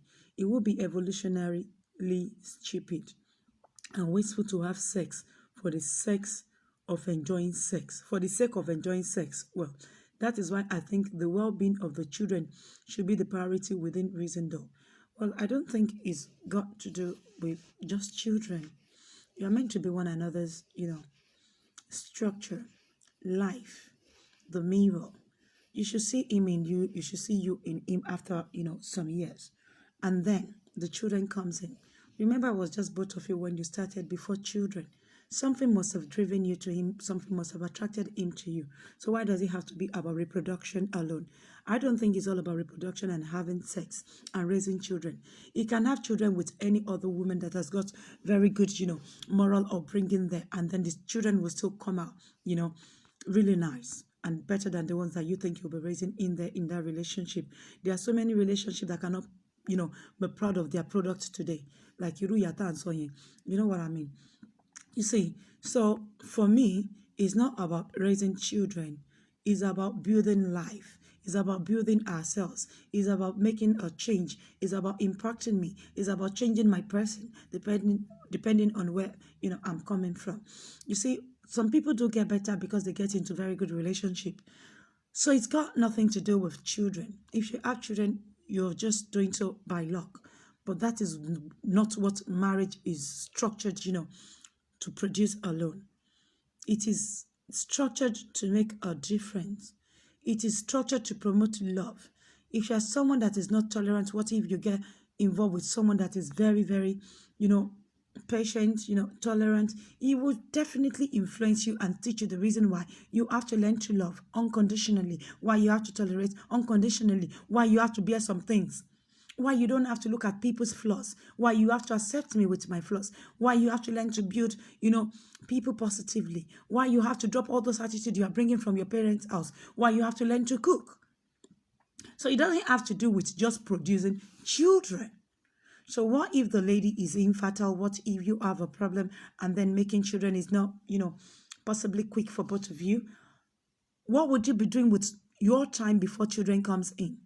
Won't you bring something positive out of you and him? Won't you build your business empires together? Won't you accept her flaws and bend your principles for her? Won't you drop all those bad habits because of her? As those things I mentioned got to do with having children. It will teach you how to love. If you are the difficult type, it will soften you up. You will learn to, take time off work. A lot of us are workaholic like me. I was telling one of my sweethearts this morning. So the man woke me up. Not Angela's father. Now listen. He's just someone that fancies me a lot. He woke me up early in the morning and he was complaining, "Hey Jay, you never had time for me. Da, da, da, da, da, da, da, da, da, da." So we started from there and I said, "Okay, what time do you want?" And then we started talking. And he was on the phone with me for like an hour, 30 minutes. I said, "Okay now. So God, what you want me, I cannot give. But you know what I can give and you know what I can offer." But at the end of the day, he's someone that I cherish so much. He knows how to bring out, the bright side of me. He knows how to make me reason, his own way, even though it's not totally acceptable. But then it was okay. Let's be. Marriage is to develop friendship, is to empower one another. Likewise, relationship, Papa. So I don't know why anybody would think marriage is all about producing children, and you think, oh, westernization has had a very bad effect on us. Yes, it has, but then it can be avoidable. Some of us, we've been here for so long. Yet, let me tell you, I am the best wife in this world. I will tell you, I am the best cook, I'm the best fuck, I'm the best mother. That I will give myself the award. I don't know about you, if you like you to give yourself, because I enjoy staying in the kitchen cooking. I don't just cook, I cook healthy food. I don't just fuck, I fuck elderly as well. As when I fuck, I want to give you all my time. I want to relate all my body. I want to make you scream. I want to give it to you the best way you've ever tasted. Aside that, I want to give my children the time. I want my children to be able to say something nice about me. Abike, she's just the best mommy in the world, our mother. So when I'm not there, when I'm not doing some things at times, they'll say, "Oh, we are missing this because mommy is not there." So if you cannot leave all those landmarks in a relationship, then how do you balance it on just kakomo dorawa? Come on, Westernization ló ní effect. No, some women still live as if they are in Africa. Even some Jamaicans tí wọ́n ń ṣe àwọn ará wa, tẹ́ bá rí wọn bó ṣe máa ń pamper ọkọ. Even òyìnbó, why do you think òyìnbó last? They last a lot. The man is sitting there and then the woman is cooking because she enjoys the cook. She's bringing it to the table. The man is eating the best of his meal. He's getting the best of fork. Even if he's getting a better fork out there, you still remember some qualities you have backed. Despite the fact that they both live abroad. They are actually the Western people gongo. But síbẹ̀ ìyàtọ̀ ṣe kíní. Wọ́n ṣì ń behave African. Now you want to compare it to a lady that is extremely dirty from Africa. Ilé wọn ò lè túnṣe, tẹ́ bá wọnú ilé wọn òórùn ní gbòòlà. Ọmọ á ti tọ̀ sílẹ̀ wọn mọ̀ pé ó yẹ káwọn kárọ̀gì káwọn lọ sa síta. Ọmọ á ti tọ̀ sínú orí ṣíìtì wọn ní change ẹ̀. Inú mọ́tò ìdọ̀tí ni. Tán bá bọ́ra wọn ò mọ̀ pé pátá tán bọ́lẹ̀ ní àtọwọ̀ látàrọ̀ òun láti bọ ẹlòmíì àti lọ wẹ̀ lásán ó ń ro lójú lálẹ́ just kókò lọ fi omi tútù lásán kó fi fọ òbò ẹ ó ń ro obìnrin míì lójú. The thing that you use wipes to clean is different from you taking a proper wash. So you see, there are so many things tó obìnrin náà lack tẹ́ pé ẹ fẹ́ mọ̀. Ọ̀rọ̀ pé westernization kọ́kọ́ lélẹ̀, ọ̀rọ̀ pé ọmọ yẹn bàjẹ́ láti lé ní bírú wọn bá wà nílé náà bùn nírú wọn máa ń yà kò sọ̀rọ̀ ńbẹ̀. So there are so many things tó jẹ́ kọ́kùnrin máa cheat. Ìyẹn ni jẹ́ ká máa wò kẹ́ tó máa pariwo wọ́n cheat. What are the causes?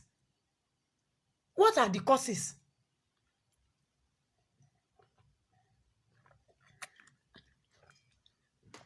I have someone that I have to be pushing to fuck. I have to push her and encourage her to fuck, to bear fuck pain. And she will be complaining, hey, fuck is painful. I don't want to fuck him. I don't want to do this. I will say, you have to fuck him. It's only for one fuck partner they gave him, and it is you, the mother of his children. Any other one, they are called side chick. So you go back in there and serve him a good fuck and welcome the good fuck yourself. It must be sweet in it. You have to learn to enjoy it. Why would you tell me fuck is not sweet? Fuck is the sweetest thing ever. I miss all my stress when I'm ready to do it and I settle down for it. It's something I have actually, always avoided in my past before when I was far younger. But then listen, Auntie Zacchaeus, don't mind me. You will come back and watch it, you Americaners. It's not meant for the Americans.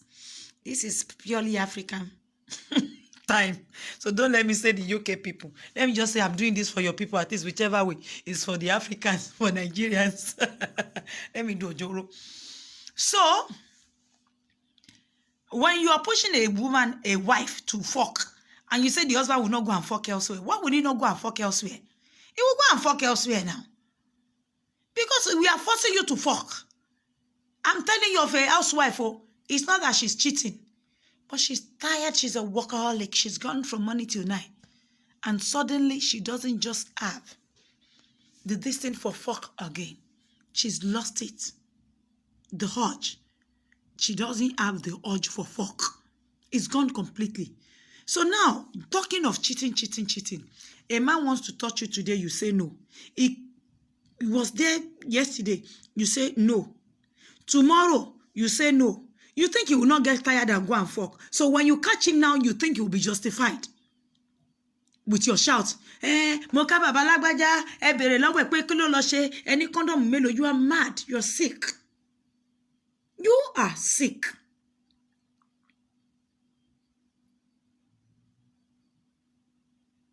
No. Abefa said, Mommy, is it bad for a married woman to flirt?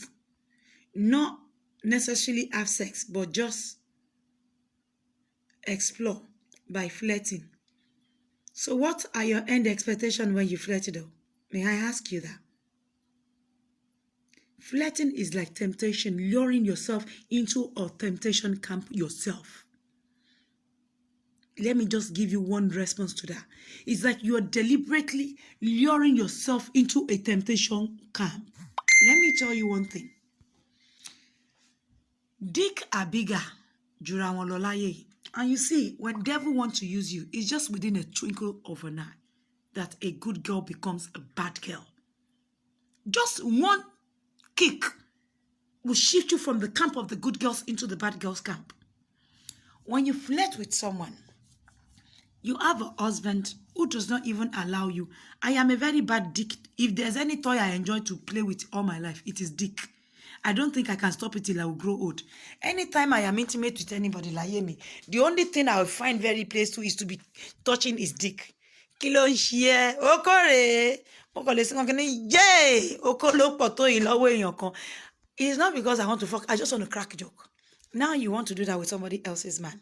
You want to flirt, you want to roll your eyes, you want to start, sexualizing your voice. Allow me that term. It's my own, self-created by AG.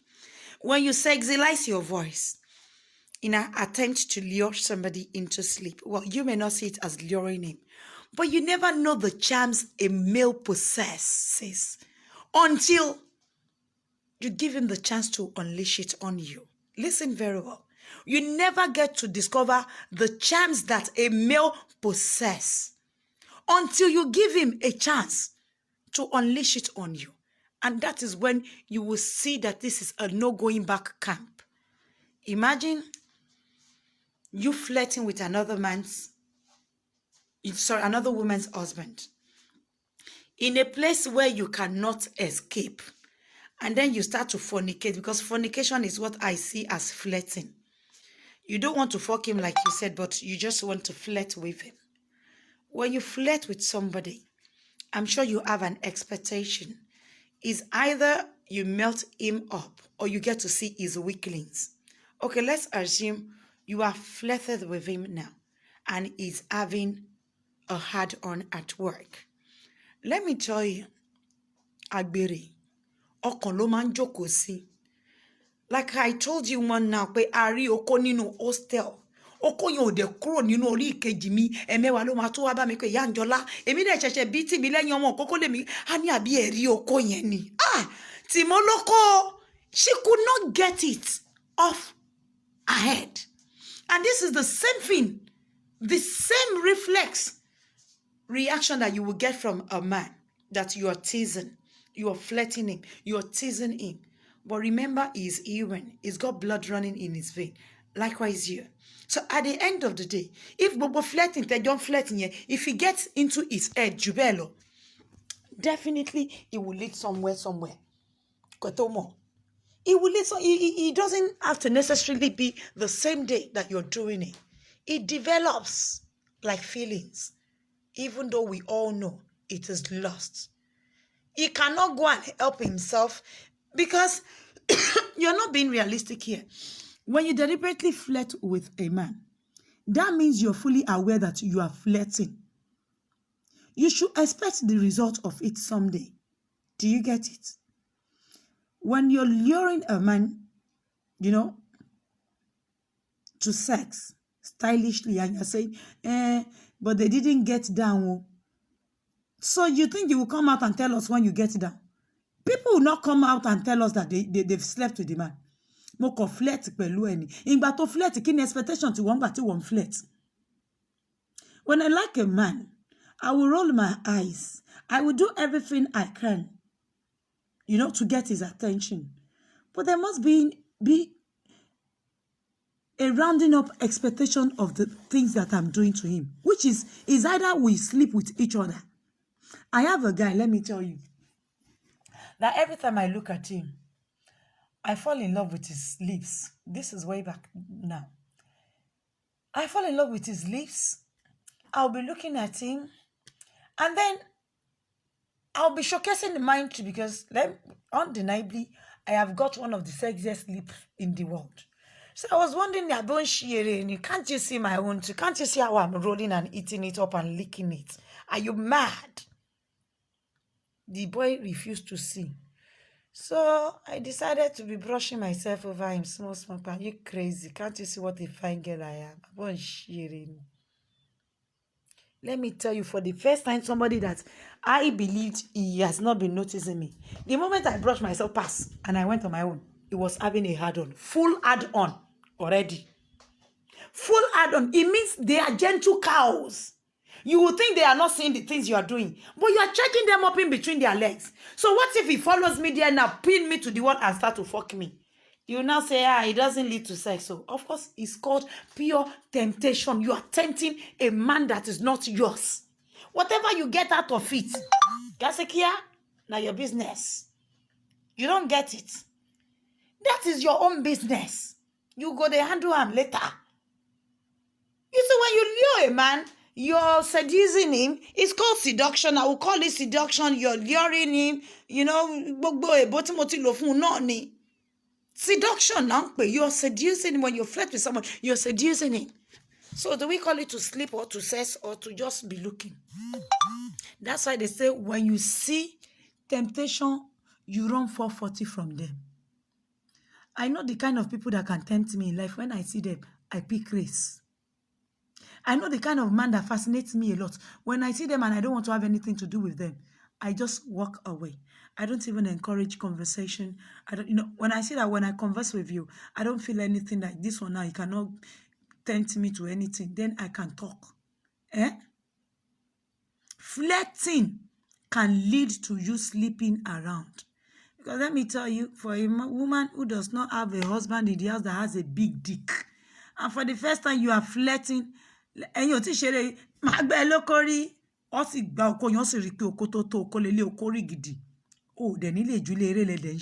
but your mind will not leave it until you get to see it naked. And from there, this is where it starts. So why I won't do? Oh, join mommy. Now you are talking.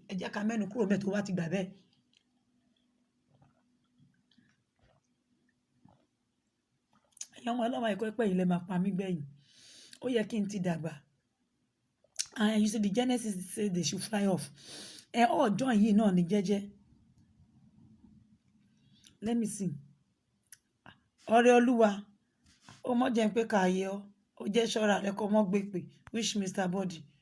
Mr. Body tell me ga julo. You don't know the kind of men that I can fall in love with. Sora re o. Sora re ke seru Mr. Body tell me that money je Mr. Body about money. That is a frail man. No, I love my men tall and hefty. I love them tall and hefty, seriously. I love when they are chunky like that. You know what I mean? I love chunky men. I love tall men. I don't like it when I'm taller than them. No, not Mr. Body. I'm far taller than Mr. Body. And it's too small. But for some people, it's okay. But then, not me. I've never even seen most of you that... like there's a guy online now that is nice looking. I've met him, just like Yusuf. He has good looks and he's got the body. But about topic yeah. Jason. No, we're just talking about endurance. Endurance ló lead sí gbogbo bí táwọn ọmọ yìí ń sọ. Bóyá wọ́n fẹ́ endure oko ní dídó ni o, oko tí èyẹ kan dó ni o. Ṣé rí àwọn ọmọ bú kan wẹ̀ mí ìgbàdúrà kan wá sórí chat wà láàárọ̀ kùtùkùtù. Àwọn bí oko ní nǹkan náà máa tẹnu mọ́nú gbogbo nǹkan tá à ń sọ. Olú ọmọ is one of them. I don't know ibi tá a ti rí. Òun àbẹ̀fẹ́ náà lè ba tọ́pìkì jẹ́ mọ́yàn lọ́wọ́. Ṣèbẹ́ rí gbogbo wọn bọ́ ṣe ń scatter everything látàárọ̀ tàti rọra ń ṣe show yìí jẹ́jẹ́. Wọn ṣàfẹ́ ká débi tá à ń lọ gangan àti Mọ́rọ́lákẹ́. Kí ló dé gan ẹ̀yin ọmọ yìí? Wọ́n fokó ṣe yẹn ẹ̀dẹ̀ jẹ́ ká rójú ọ̀rọ̀ tá à ń sọ gangan. Kí ló dé?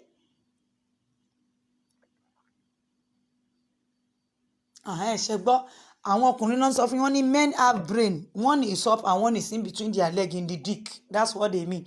Orlando ọmọọba ló wí bẹ́ẹ̀ kì í ṣe mi ìyá yín o. Mo rá àwọn tí mo kó ti dáadáa pé bí kẹ́ mọ́ dúró mọ́yàn kẹ́ mọ́ parọ́ mọ́yàn yìí náà ṣáà ni.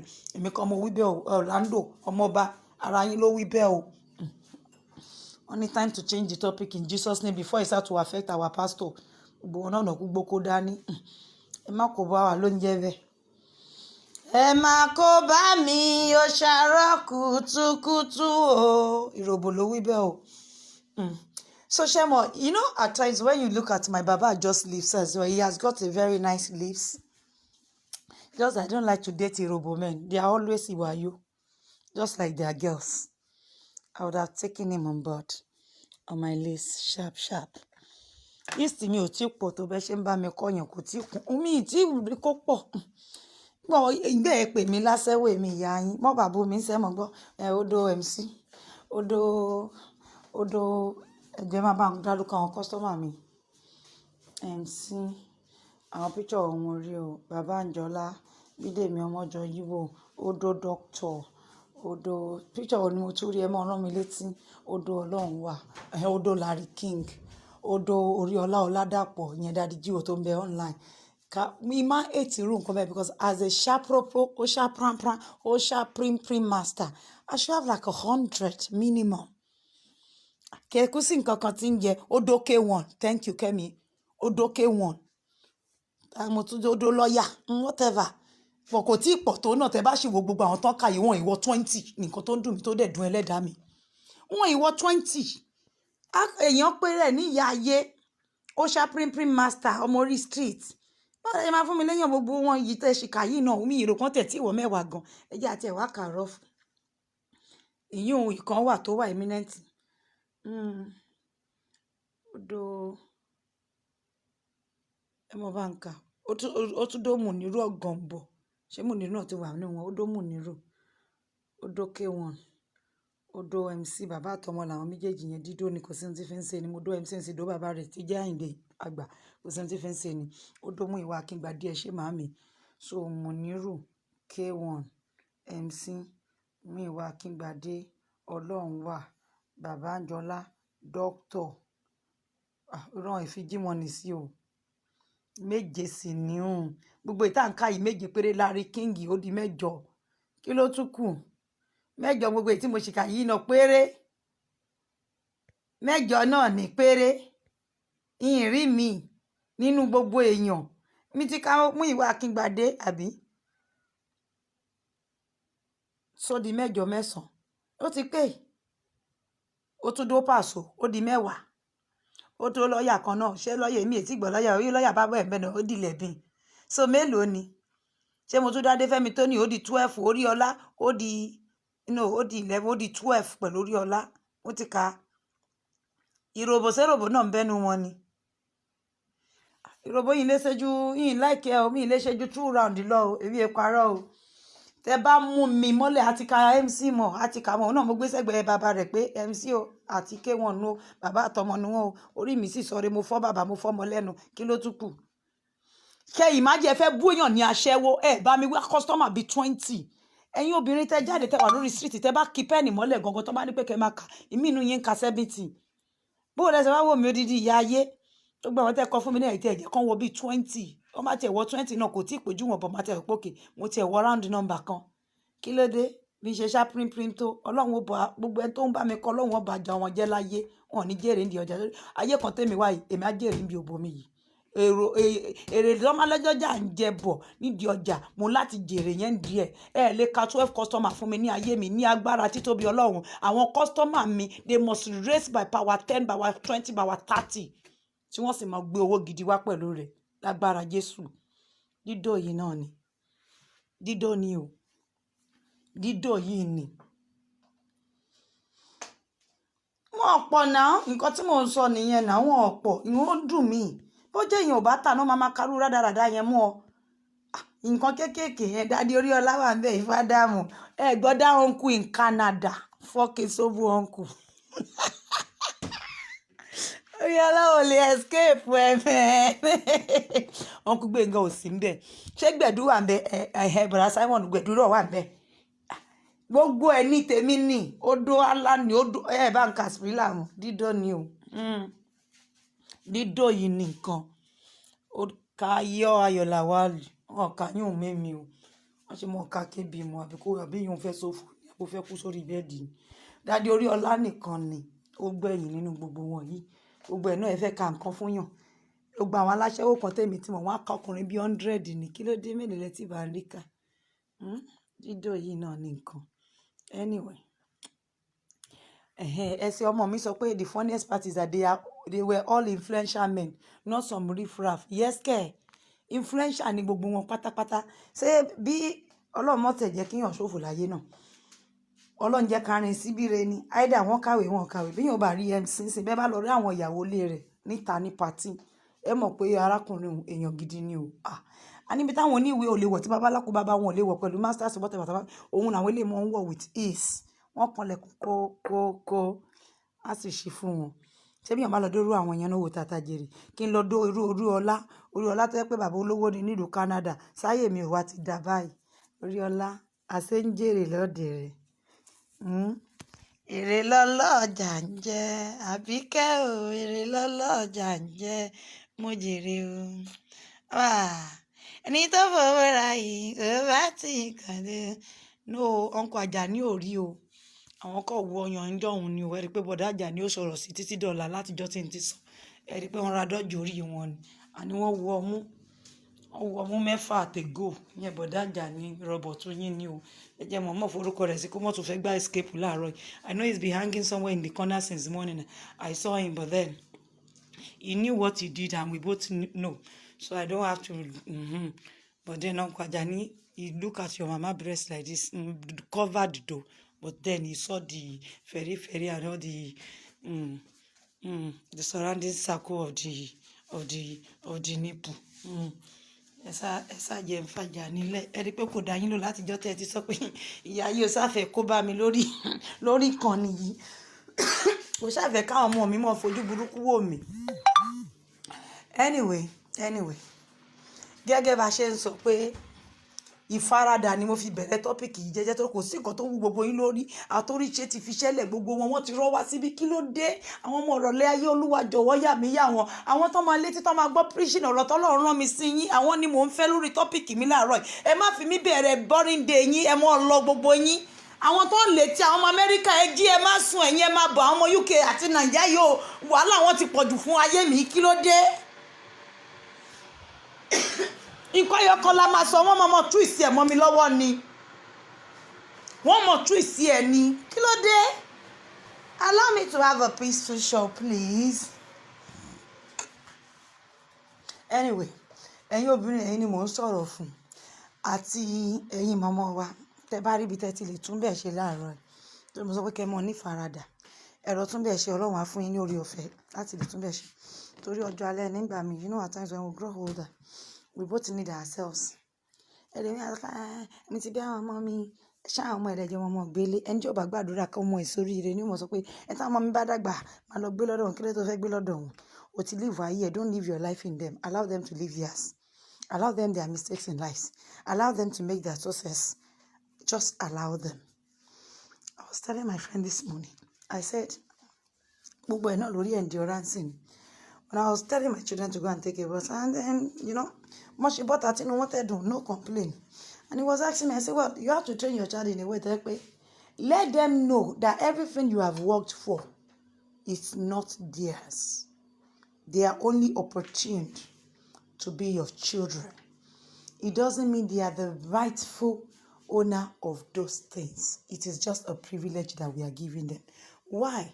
The only way we can encourage them in life is by letting them know that the things that you have, you work hard for it. Except that you didn't work hard for it. But if you are a hard-working parent, let your children know how much work they have to do to gather all the things that you have today. So I was telling someone that, okay, asset to me, whatever. Mo pe over 80% asset to me jẹ́ kí n tó kú. Wallahi. And you know the way I'm doing it. Ení torí pé mi ò mọ̀la àmọ́jọ́ tá máa kú. Your enjoyment should start from this day, my people. Whatever it is you have worked so hard for in life, start to enjoy the sweat. So I'm going to change it back again because Ajani Robot has been in here because I'm sorry, let me just pause there and face Bọ̀dá Ajani. Bọ̀dá Ajani ẹjọ́ ṣe wọ ọyàn ya ayé rí àbí ẹ rí ọyàn yẹn rí. Ẹjọ́ ẹ̀yàn ọmọ ayé ẹ̀ tọ́ ń bọ̀ bùtẹ́ bá fẹ́ kí Bọ̀dá Ajani dáhùn. Ẹ̀yin ọmọ ayé ẹ̀ dáhùn ẹ ti sùn. Ẹ jí ẹ má sùn. Èṣòdì yín ti wọlé ẹ̀yin ọmọ ayé ẹ jí ẹ má sùn. Ẹ jẹ́ kájọ panupọ̀ béèrè lọ́wọ́ èṣòdì yín pé ǹjẹ́ ẹ ti rí ọyàn ya ayé rí àbí ẹ kò rí rí? Ẹ bá mi táìpù ẹ̀ síbẹ̀ pé Bọ̀dá Àjàní ìyá ayé sọ pé gbọ́ ǹjẹ́ ẹ ti wọyàn mẹ́fà ti gòrí àbí ẹ wò rí? Ẹ̀yin gan ẹ máa táìpù ẹ̀ síbẹ̀ pé Bọ̀dá Àjàní ẹ ti wọlé prof. Ẹ dáhùn ìyá ayé ò náwó sí Alan Gilbert kò náwó sí Asprilla èèyàn kan tó bá ti tẹnu mọ́ ẹ mọ̀ pé ó nídìí nìyẹn. Ẹ bá ń béèrè lọ́wọ́ Prọfẹsọ Àjàní pé kó jẹ́wọ́ níwájú Jésù pé ǹjẹ́ ẹ̀yin wọyàn mẹ́fà rí àtẹ̀gò àbí ẹ wò rí torí ìyá ayé ò mọ̀rọ̀ pa.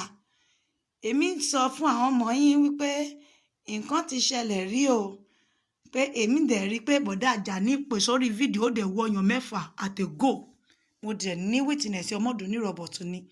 Èmi ẹ̀ láì kíkẹ́ bá integrity yín jẹ́ wájú àwọn ọmọ yín o ẹ jẹ́ ká jẹ́wọ́ nǹkan tájọ ṣe ní kọ̀kọ̀ ǹjẹ́ ẹ̀yin wọyàn mẹ́fà rí àbí ẹ wò rí àtẹ̀gò.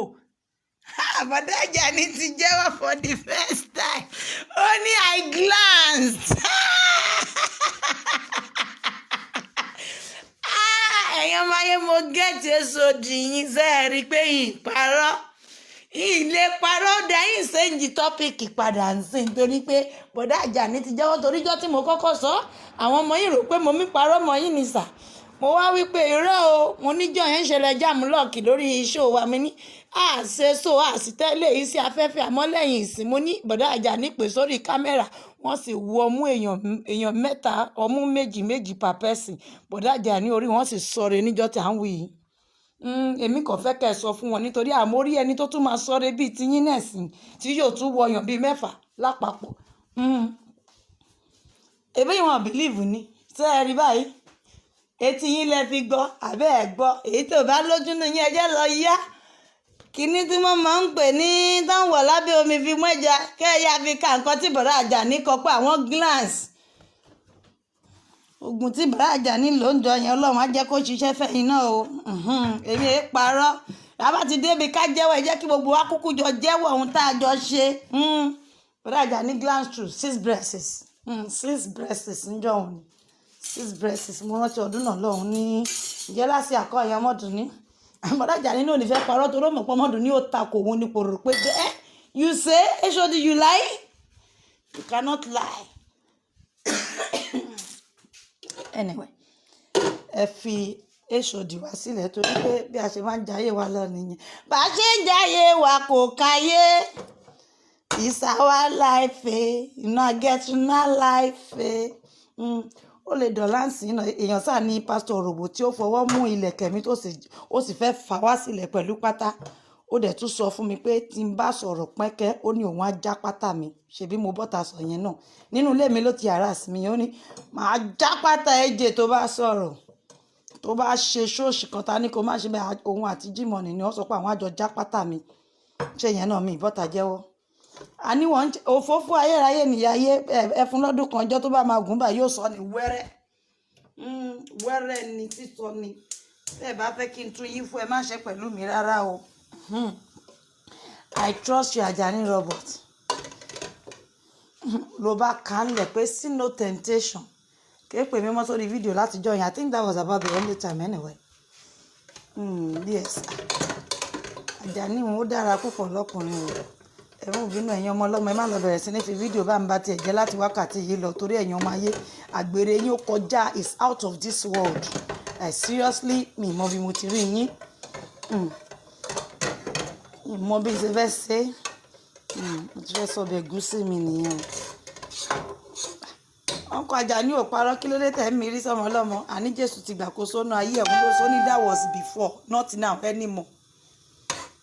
ẹjọ́ Ayọ̀lá wà lẹ́ Parkway what do you mean how many women are you allowed to date wọ́n fi ṣí ẹ ní o ṣe kó bí dọ́sìn méjì kó máa kó lọ lé kó lọ pé fún àwọn tó ní ẹ o lè oníwọ̀ra how many women nígbà tí wọ́n nìkan bá pààkì how many women ẹ kí ni kó wá ka àwọn ọmọ tó kù o ṣe lọ gbé tírélà wá kó wá fi rọ àwọn ọmọ èjì kó mọ̀ gbé lọ́lé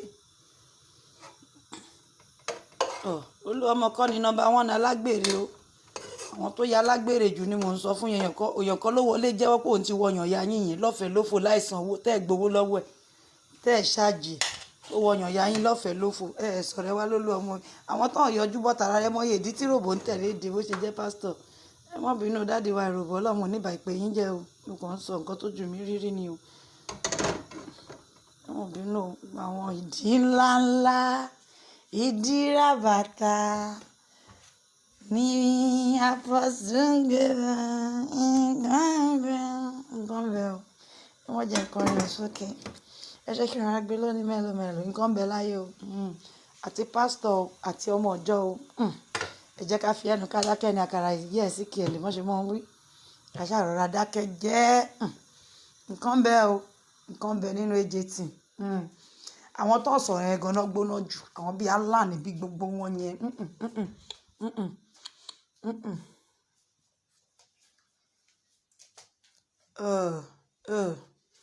Mọ́rọ́lákẹ́ mi wo ló ní big boobs Mọ́rọ́lákẹ́ ọlọ́mú 6 ń gbọ́ ní oní big boobs Àjàní ti gbé gbági níbẹ̀ yẹn ìdí yìí ni bàràkàtà yìí mọ bí ó ti rí ìdí ni àwọn ọmọ mi tó nídìí wọn mọ́ra wọn ìdí ni òun náà ìdí burúkú ni lọ́wọ́ Mọ́rọ́lá kẹ́yìn ìdí ràbàtàràbàtà bíi size 18 bọ́m̀bọ̀m ó wá kéré lókè àfi bí àwọn Saoty Holy Ghost fire you too Friday robo mọ́ fàyà mi rárá ọ̀pẹ̀ mọ́ sọ tẹnu mi ni gbogbo ẹ̀yin ọmọ mi tọ́wọ́ kì í ro ẹ̀ lẹ́ndìọ́ránsì tẹ bá lẹ́ndìọ́ránsì bí ìyá yín ṣe máa tẹ̀dí máa tẹ́ kó kiri lẹ́nu nǹkan la bẹ̀rẹ̀ ṣó jẹ́jẹ́ àwọn ọmọ tán láàmú mọ́ra kí náà ṣe wọ́n fìrọ̀lẹ́ ayé bàjẹ́ ni ṣó ta bẹ̀rẹ̀ tẹ́pọ̀ Ọlọ́run ló darí mi bẹ́ẹ̀ mi ṣe darí mi mo ṣe ń dìlìvà ńgbà tán dé sísè wọn wá contaminate mind olúwe ó sì gbà tí nìyẹn di ṣó yìí ní pram because ó dàgbò yín ẹ̀ ń wá venue tẹ́ ti máa ṣàgbèrè ni mi ò sì sí ilé fún yín láàárọ̀ yìí torí ọ̀tọ̀ nìkan tẹ́ ẹ̀mí rán mi kí n wá dìlìvà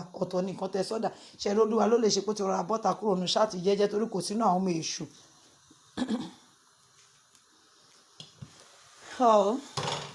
Orlando ọmọọba ṣé pé kí n mọ́ tẹ̀síwájú iwájú lẹ́wà Orlando ọmọọba wọ̀wọ́ gan náà yóò ti tẹ àwọn nǹkan díẹ̀díẹ̀ nù kínní yìí Orlando ojú ẹ̀ ló sì kúlù very cool very very cool ẹ̀ ní mọ̀ pé Orlando òun náà bá ń gbọ́ jẹun sókè ṣóńgbọ́ gẹ̀gẹ̀rẹ̀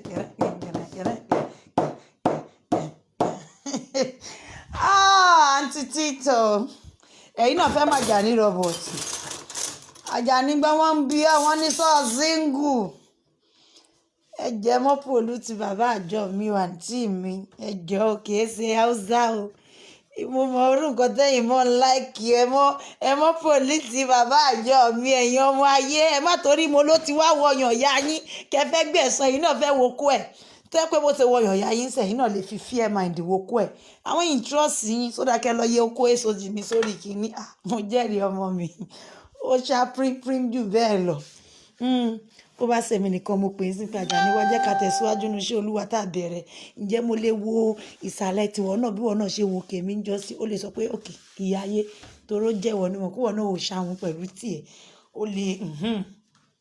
ó lè agree àmọ́ kò lè trust ẹnikẹ́ni nínú yín láyé yìí mọ́ ju èmi nìkan yìí náà lọ bí n bá pè é sí pé Àjàní ẹ jẹ́ n tiẹ̀ tẹ́sí question níwájú gbogbo yín Àjàní sọ jẹ́ kí n wò sàlẹ̀ bẹ́ẹ̀ mi náà ṣe jẹ́ kó wò kèmí àti ẹnìkan ni wọ́n náà wọ́n ege òṣàmù o kò sí mẹ́fà lọ́wọ́ ìwọ nìkan ni fẹ́ wò sọ ìwọ náà jẹ́ wò sàlẹ̀ bẹ́ẹ̀ mi náà ṣe jẹ́ owó òkè tiẹ̀ dáhùn lójú gbogbo ayé yes or no anyone tó bá sọ into challenge rẹ̀ náà ni Àjàní dáhùn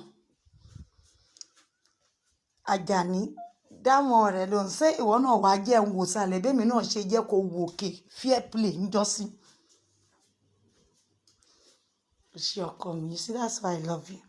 èmi àti ẹnìkan ló ti understand ó ní anything for me eléyìí ṣe pé ó mú yín ṣeré ń bá ẹgbàá láago fídíò lọ́la ń sìn bí ó gbé yín padà wá sọ fún yín pé ẹgbàá mi kò gbé fídíò ó ti bà díìlì jẹ́ o bọ́ torí pé ó ti ẹ̀kọ́ dá yín ní gbé ó ti mọ̀ kéyìn ní pòun sórí fídíò ó ní anything for me because èmi ó mọ̀ pé mi náà fair play ní bó ti jẹ́ pé ń padà tó wá sófófó yìí náà ní nǹkan ìmọ̀ ẹni tó fi yẹn ṣe mi aspect yẹn kẹ́nu má bò yìí ni kí ni màá ṣe sọ̀rọ̀ ayé mi báyìí mi máa sọ wípé I need nǹkan àṣírí bàbá ti lè ṣe nǹkan àṣírí then wá freelance pẹ̀lú àwọn ti anywhere anyhow life goes on kò sétí kẹta ń bẹ̀ náà rúnrún pa ní nǹkan ẹyọ kan tí mo lè assure yín nù jọ pé àrùn ra wa pa ni tí Jésù máa fi dé ẹyọ kan yẹn gàrà mi ì mọ nǹkan mi ò bọ̀ ṣé dídó a máa rúnra wa pawọ́ wájú ànábì ni pé bàbá a jíṣẹ́ tí ẹ rán wa lájẹ a jẹ kọjá àbí tẹ rán wa gan ní ejètì ẹyọ kan yẹn máa aṣọ yẹn àwọn àti ṣé wò sí bẹ́ẹ̀ mọ́kànwọ́ síbẹ̀ o àwọn ìyá àjọ àwọn ọmọ àwọn iṣẹ́ àràfà àwọn yìí ń lẹ́jẹ́ kọ́ máa wo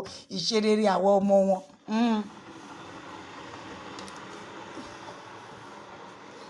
No. Auntie Tito, it is not matter of you encouraging adultery.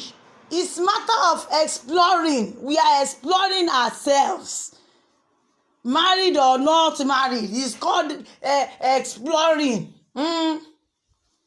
Ṣé kankan wà ní kí wọ́n explore ni? Kò sẹ́sẹ̀ nù ká explore kẹ̀sọ́ alẹ́ tó yìí ni.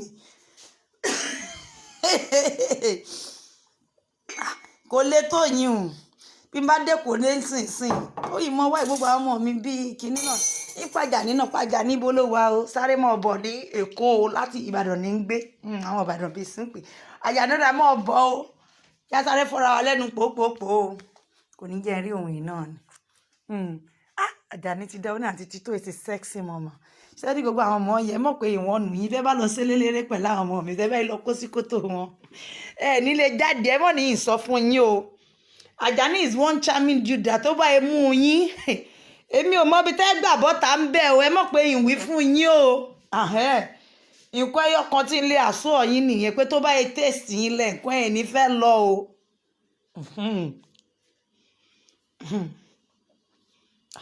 èmi kàn ń sọ ní ìmọ̀bí tẹ́ endurance gbà o ọ̀rẹ́ olúwa ju ti yóò lọ àbí ju ti yẹ lọ dẹ̀ ní ju ti yẹ lọ ní Yorùbá sọnù owó ẹ̀kọ́ ju ti yẹ lọ.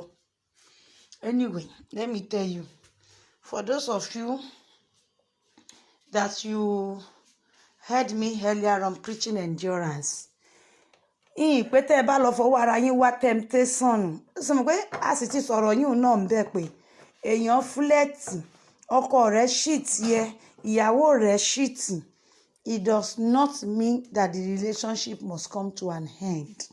èmi ń sọ nǹkan fún yín àwọn èèyàn máa ń sọ oríṣiríṣi játijàti lẹ́nu gbà mí tẹ́ pé tó bá ní sùúrù wàá léyàwó lé ẹ wo ẹnujọ́ mẹ́ta yìí àwọn èèyàn gbà tí MC fẹ́ jẹ ṣíàmà kí ni wọn ò sọ tán wọ́n bá túbọ̀ tán wọ́n bá ti ní Ṣẹ̀kí Elégùṣì o MC ń dó o Wàsíù ń dó o kíní kan ń dó o odidi ìyàwó orí adé ni wọ́n ń bá wéyàn o tó ń tutùkutù lẹ́nu wọn. Ǹjẹ́ àwọn tó níyàwó wọn torí ẹ̀ léyàwó wọn síta ìjẹ́ wọn torí ẹ̀ kọ́ ẹ ó bá ti bá mi Ọ̀jájá kábíyèsí tí wọ́n fẹ́ olórí wọn kí la yóò sọ tán àwọn kan ṣe títí wọ́n ṣe fídíò wọ́n ní olórí yẹn wọ́n ti dópa wọ́n ti dókiri wọ́n ti understanding at endurance pé bó ṣì tẹ̀ ń sọ yẹn òun kọ́ ni driving force tí mo fẹ́ lò tó fẹ́ gbé mi délẹ̀ lérí pẹ̀lú obìnrin yìí kò kàn mí it's not a determinant kí ni pé ọmọ yìí mo ń láti fẹ́ torí ó jẹ́ virgin àbí bóyá torí wọn ò dórí àbí torí nǹkan tẹ́ sọ yín lè bọ́ta rubbish. Be focused, know what you want, you endure. Everything good does not come perfect. Challenges in láti surround there for you to get it, so there's no big deal. Bàbọ̀dọ̀ ajá níbẹ̀ ìtẹ̀rí sí tí yín bá yín nù kankan èmi kò kan yé. Àwọn kan kò ti dónú yín already. Dídó pa ìní mọ́ bínú o. Rọ́ọ̀fù pé mo sọ yín ò jáde o. Ẹ sáà síbẹ̀. Jẹ́ mo tí ẹlẹ́ǹkejì nǹkan tọ́rọ̀ yín gbà ní kọ́fì ẹlẹ́ǹkejì. Kọfítò jẹ́ fọ̀rọ̀ yín mu kọ́fì ẹlẹ́ǹkejì abẹ́ gbọ́ pé mo láwọn kan ti do ni lè gbọ́ bẹ̀ wọ́n abẹ́ gbọ́ lè gbọ́ láyé. It's too charming not to be dode. You know I keep telling you this Ọlọ́run because I haven't met a lot of you in person but he that I saw I have to testify to the goodness of God. Okay, he's a very charming dude. You know what I mean? When I tell you something is charming, that someone is charming, trust me, my judgment with that. You know, I know so much about them boys. Trust me, Yayele Mbasoro, Ijajube. Tó bá sọ wọ́n pé o kò dùn ó dùn ni. Tí bá ní ìyẹn ò mọ nǹkan ṣe kò mọ̀ ṣe ni. Robo was asking me now, how many rounds can I do? I don't have to lie. One round is okay for me, and you people should not call me Yaye. You see, let me tell you, it's not good not to be experienced in bed. When you are experienced in bed, you will know the meaning of rounds. When you have a long-lasting round, it covers like 10 of some people. Some of you don't know how to fuck. I'm sorry that I'm digressing. Some of you don't know how to fuck. And this is how I fuck. My one round can go for an hour, 30 minutes. Listen very well. I will explore from the back, explore from the front. I will sit on top and I will hold my orgasm back. I won't come. Even when it's sweetening me, you see me get up on time. That is why I love to sail my boat. When I'm at the peak of it, I'm in charge, I'm on top. When I'm on top, it means I'm enjoying so well. When you are behind me, it means I'm enjoying it so well. And I will not release on time. So the ability to hold orgasm is what we call sex. Not until you come 10 minutes and then you start again and then you call that sex. It is not a quality session. When you want to have a quality session that is worth the while, you will go on and on and on and on. And you see, the ability to hold back your orgasm is what we call fuck, a fucker. When you see a fucker like us, you have to recognize one that, no, she is a fucker. Yes, that's what I mean. You know what I mean, Ajani? Tóbìnrin bá wà lókè, àwọn àǹtí títọ́ àwọn ẹ̀gbọ́n mi ni mo fi jọ. They will be in control. So it's a relative term as well when you ask me how many times do you come. Some of you don't even know the meaning of coming. You don't even know what it means to come. When some of you spill semen alone, you call that coming. It's because you are inexperienced. Orgasm is totally different from getting wet. A lot of women are not experienced. Well, I was once like that in my late 20s, early 20s. I didn't know better. As soon as I started having children, oh my God, forget the shit. Older women are always sweeter. Ọlọ́run Elédùmarè ń gbọ́. You know what I mean? When you are on top, you are in charge of the game, in control of it. You turn the steering the way you want. Tó bá ń bouncy ní sideways, bí ó bá dùn mọ́nú, bọ́ sí àti òkè waves. Bí yín mo bá lọ dédé rí mọ́lẹ̀ kó rìn ó àwọn òróòlù bígbà tó ń forógùn ròkà. Ìwọ kọ́ ló orógùn jókòó jẹ́jẹ́ nísàlẹ̀ ni. But you will get on top of it and you start to twist your waist. You will hold him down with his ribs. You place both hands. It's always good to have a chunky man, like I said. When you have a tiny one like Brother Sheni, ọkọ̀ tẹ̀ fún rẹ̀ jáde ní pẹ̀rẹ̀.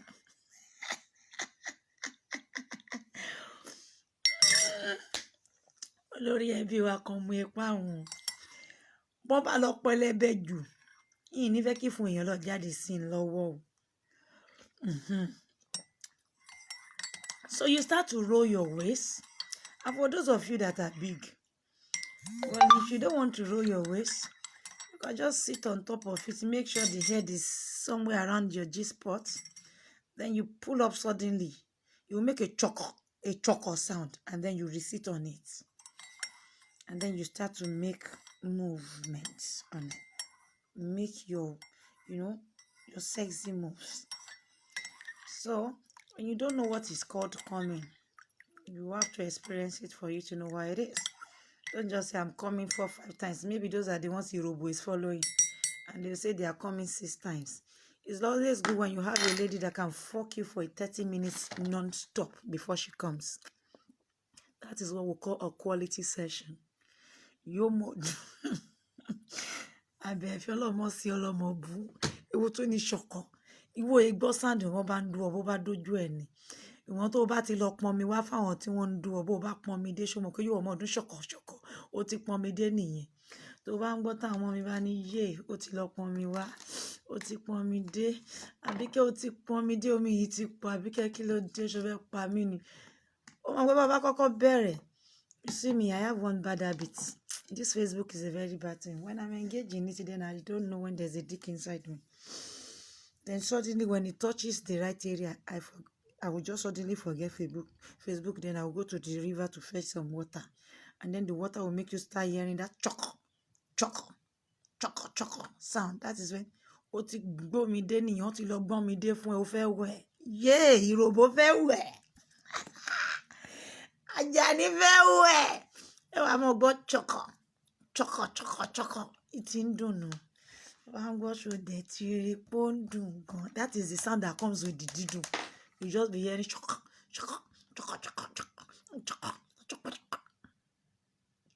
ń lọ́ọ̀kì mọ́ ọ̀kíní mọ́ ń fà. Á wà dàbí ìgbà tí nǹkan tó sọ́kùn tó wá rìlíìsì rẹ̀ tó sọ́ọ̀kì wọ̀rọ̀ ọ̀nà tó tún rìlíìsì ẹ̀yìn yìí ló mọ̀ ọdún.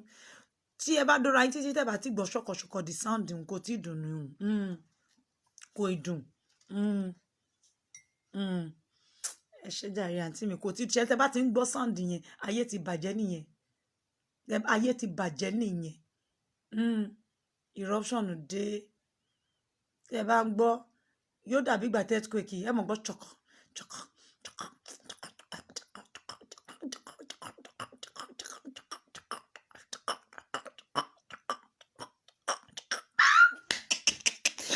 tí lọ́ọ̀kì nìyẹn endurance náà láti wà lórí rẹ̀ àti mọ ẹni tí tọ́pìkì yóò bínú sí wọn láwọn àgbàlagbà ó kóra wọn jọ ó dùn mọ́ wa tó bàjẹ́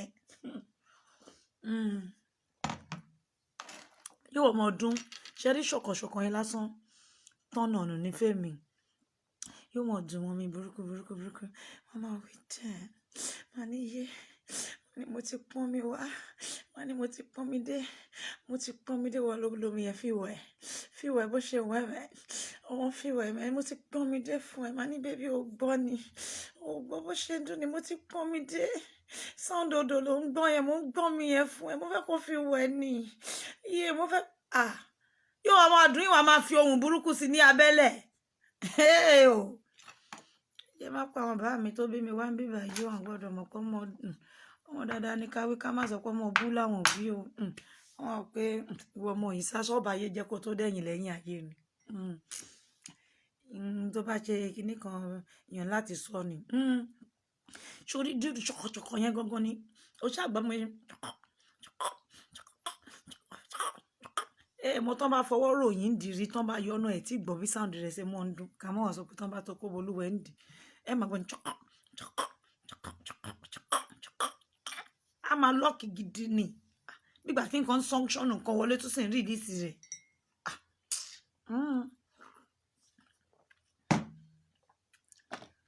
so ìròbò bóyá àwọn 2 minutes 5 minutes girl ni ọmọ tẹ̀mí ẹ̀ bá rọ́ọ̀kù dànù á ṣe 30 minutes kò ní kàn. I like it when women are able, because the moment, let me tell you, the moment you have reached orgasm, there's no how you will not get tired. The rest will be wish-wash, yama lo ma sheku. But tó bá ṣe proper sex, like you go for 30 minutes, 1 hour, non-stop, and at the end of the day, you now both, come at the same time. Come on, damn.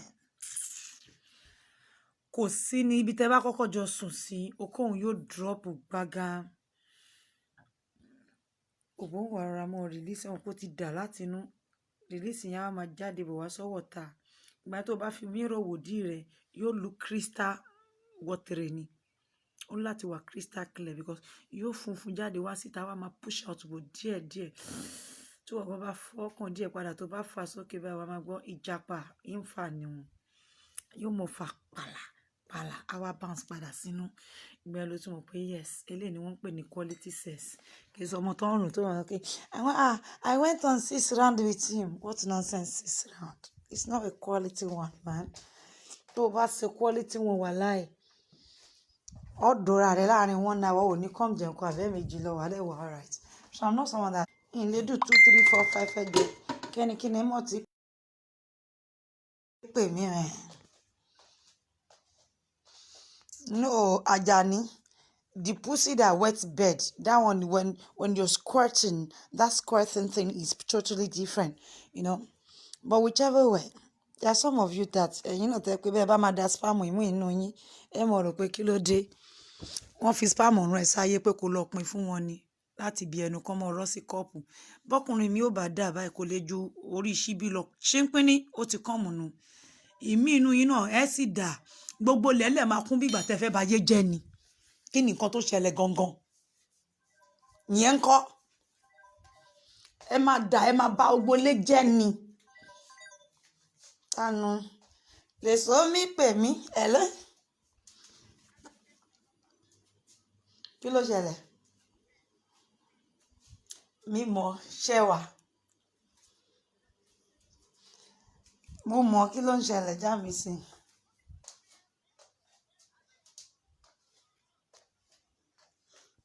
Ẹ má bínú sí mi ìyá mi. Mi tó bẹ́ẹ̀. Mi ìfẹ́ mọ̀ kí mo wà lórí live chat mi ìfẹ́ porúkọ yín síta ni. Mo wà ń bẹ̀ mi ìfẹ́ porúkọ ẹ̀ ni. Ó yá já mi sí. Ẹ̀yẹ ń sáré ṣe tán. Aṣọ wo lẹ fẹ́ ná?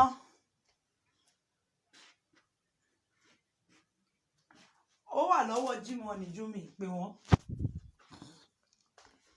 Màá sẹ́ndì ẹrù ọjà yín tó kù. Màá sẹ́ndì gbogbo ọjà yín tó kù. All right, darling. Bye. Ẹ mọ̀ bínú àwọn mi.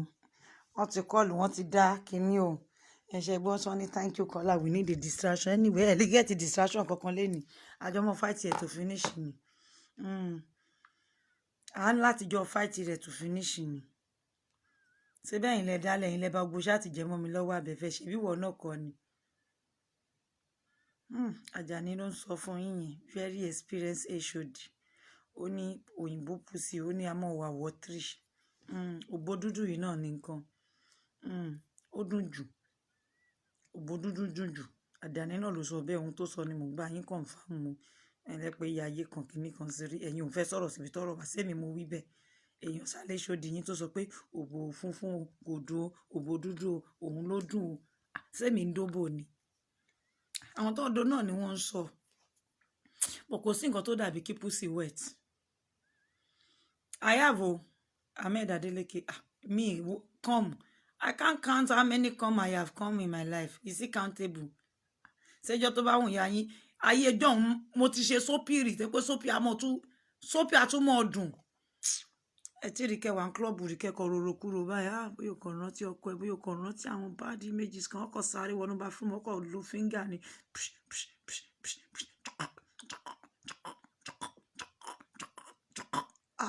Ẹ fún mi thumb up. Yàyín, wọ́n níyàn eléwèlè ilẹ̀ pọ̀. Ó ń dá mi lọ́rùn. Yéwèlè. No.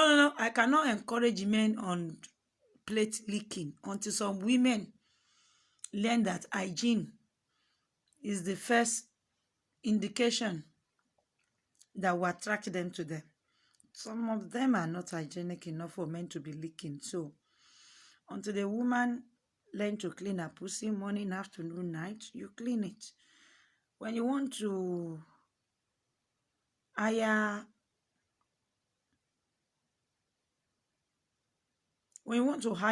a staff, you have to make sure that the environment is conducive for them to work.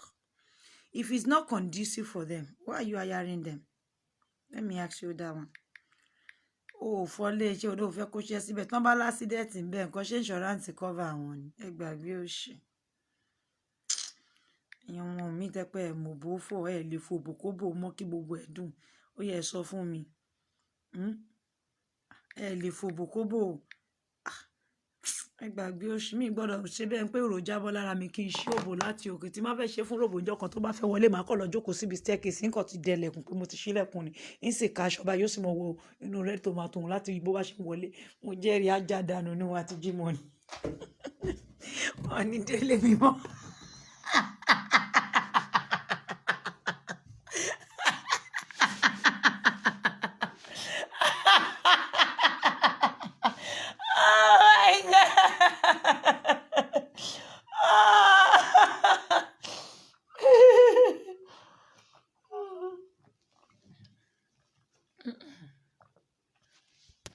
I'm not saying you don't like it when a man sucks. Yeah, it's good when a man sucks. But won't you take care of your pussy first? The area must be very clean. You must learn to clean the area. I like it when women, wake up in the morning and the people around them, I'm not talking of your man alone, are able to smell you, sniff you and say, you smell good. Just waking up on you. I mean, when you go to sleep, if you're a very hygienic person, when you go to sleep and you wake up in the morning, the people around you, when they sniff you, when they smell you, they should be able to, pass a remark like, you smell good, because my daughter, every night before she goes to sleep, as old, well, I wouldn't call her old, as big as she is, I do go to her room, I will knock 10 o'clock when she's sleeping safe, and I'll say, Dide, oti for die kotosun. She said, no. I'll say, get up. The day she say yes, if I sense that she's lying, that she just want to be lazy, you know what I tell her? I'll tell her, should I come and sniff it? She said, no, stop, don't come and sniff me. I said, so get up and go and wash before you go to sleep. And she knows that every night, even if she doesn't want to wash her entire body because of the, weather here or tutu, she knows pé bóun ṣe ń lọ sókè yẹn, ọmọ láti lọ fún òun dẹ̀ ló máa tẹ̀lé wọn dàgbà. So for a woman that does not know how to wash, gbogbo nǹkan láyé yìí, make sure you have a pussy wash, intimate wash. Gbogbo ẹ̀ bó jẹ́ ọṣẹ lásán tó kàn fi ń wẹ̀. Fọwọ́ ẹ̀ sí.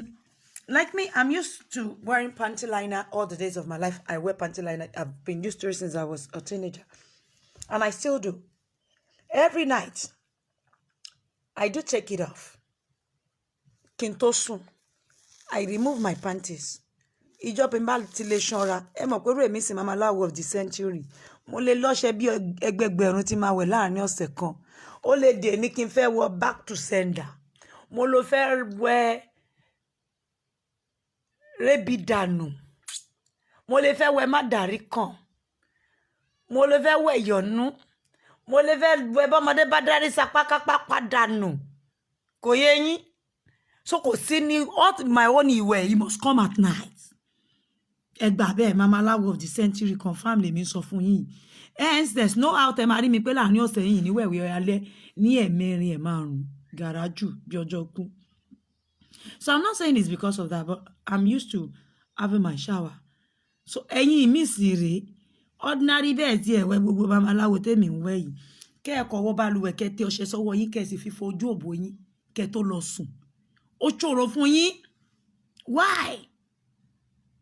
Ó ṣòro fún yín. And we have to focus on that seriously. Àǹtí Ṣeun tún já wa tí wọ́n ní pubic hair causes obstruction and can injure the dick. Yes, pussy can injure the dick. I remember someone once told me pé òdẹ̀jọ́ má ṣe òbò ẹ mọ́. Mo love irun òbò burúkú kí n kàn máa fọwọ́ kan òbò yẹ kí n máa fọwọ́ pa. Someone once told me that when I first met this person, they were like, please, can you stop shaving? Iṣẹ́ àti mọ́ rí pé bí bá tiẹ̀ ṣéèbù kan yóò kàn máa fọwọ́ ṣáà, yóò máa fọwọ́. Mo rò pé kí ló ń ṣe léyìí? Bó lọ́ sí rí mi tó ọ̀rọ̀ mú mi tó rí gbogbo rẹ̀ tó pọ̀ ọ̀rọ̀ máa bó ń ṣe ọ̀rọ̀ mú tẹ́ pé ọmọ ò tí ì mú gbogbo ẹ̀ ó dúró dáràn ni. Nígbà rí pé nígbó Basirat òdẹ̀jọ́ ṣe nǹkan kan fún mi, mo ní what? Òdẹ̀ má ṣe ìrun òbò ẹ mọ́ fún mi jọ tó lọ́jọ́ má ṣe ìrun òbò yẹn jọ. Mo rò pé àwa sì mọ́ rò pé ara ìjíìnì ni pé ká mú irun òbò ká fàdánù. Here comes someone begging me pé jọ torí Ọlọ́run òdẹ̀ má fa irun òbò yẹn. Òdẹ̀ má bá mi fi irun òbò yìí lẹ̀. So you see, we cannot say every woman. So you know what I now do, because I'm quite hairy. I'm very hairy. You see my skin, I've got hair. My hands, I've got hair. If you look at my head when I'm doing show, ẹ rí pé bí irun ojú mi méjèèjì ni irun ti join, bó tilẹ̀ jẹ́ pé ọwọ́ sàlẹ̀ lọ́hùn etí of the circle irun gangan ti rí, but ó fẹ́ lè join mojú mi. So now, I'm quite hairy. It makes me uncomfortable myself, not because of anybody, not because I want to keep clean for any man, but then keeping long hair, my pubic hair long, it makes me uncomfortable. So since now the person, my boyfriend says, oh, can you keep the hair for me? So I decided to be going on haircut style. So I resolved to cutting Playboy head. Being as a Playboy, they sell all these things. Ó dàbí bí agolo báyìí, ó máa fi dé ibi orun òbò ẹ, wá wá dìímú pa síbẹ̀. Wá wá fi cream sí every other area of your pussy. Ó wá mú irú orí Playboy yẹn wọ́n máa ń tà ní bí ike báyìí. Wá dé mọ́ ibi orun òbò ẹ, wá wá dìímú tight. Wá wá spread the cream sí every other area. Wá mú bí toothpick, wá máa fi yọ ètè èyí tó bá curve kó mọ́ bọ̀ jọ̀njọ̀n. Ó wá fi cream ọṣẹ wọn Àjàní Robert yóò dáa fún ọ. Sórí ó wá mú cream, ó wá fi sí gbogbo ẹ̀gbẹ̀gbẹ́ yẹn, ó wá fi sí gbogbo bí ojú òbò nsàlẹ̀. But sórí ibi tí irun ti máa ń wù lókè, ó dèké yẹn mọ́. Tó bá máa ti di after bí 5 minutes. Tó ti fi cream tá máa fi hair remover on sí. Ó wá ṣe kíni. Ó wá yọ ike yẹn, wá dẹ̀ run cold water. Ibi tó ti soften tí hair remover ti yọ nìkan ni orí Playboy. So at the end of the day, I am achieving 2 goals. Keeping my hygiene at the same time satisfying my partner. Stop sneezing. Sneeze ya bosi ni on se yi fún mi apeke ọ̀la. Stop yours. So you was shave one party. You to add the one man penny omo geri oko. Ori oboni wa gesi. And it's a turn on as well. Omo ndipu. Bẹ́ẹ̀ ni playboy pussy nìyẹn. Ìwà ọ̀rọ̀ àti orí playboy òun lẹ̀. Ìgbà mi mo lè gbé Nike sí. Ó lè jẹ́ logo Adidas la máa fà ló máa cover báyìí bí ìgbà tí wọ́n fi fọ̀bẹ́là dì. Yóò lọ wọn sókè báyìí. Yóò wà náwó sí ọwọ́ south east. Oyè yín. Àbí kó padà sí north. So a máa ń gẹ style náà fún pussy. Ó lè rọra síbọn tí pastor yín bá wá sílé mi. Ń fi wọn kó lè padà wá sọ fẹ́yàn ọmọ ayé. Pastor sẹ́ lè wò. Bàbá Àjàyí ní ìwé lè pé òun lè wò sí kí ni nǹkan náà. Yes, Àjàní robot. It is Nike pussy. Ọ̀gẹ̀rì style fún òbò òun ni. No, and show, I mean, they sell all these things. They are like, sex toys, whatever. It's like a Playboy shape. Okay, Playboy bí orí eworo ni. Kini won. Ẹ wá mú dé sí orí irun yẹn. Ó lè jẹ́ Nike. It could be a Barbie head. They sell all this shape. Demo, for those of you that are hairy, you set it in the middle of your, I'm not talking of inside your vagina, where the hair grows. Ibi tá ti máa ń farun, ibi òbò pàǹpà lókè òun, tí mò ń fọwọ́ gbá tẹ́ ń gbọ́ iṣẹ́ gbọ́. Ẹgbọ́n sound òbò ya yín kì í tí wọ́ pátá. Yes. Ẹ̀yin ọmọ ọlọ́wọ́ ẹ̀kẹ́ báyé mi jẹ́ kẹ́ tó dẹ̀yìn lẹ́yìn mi.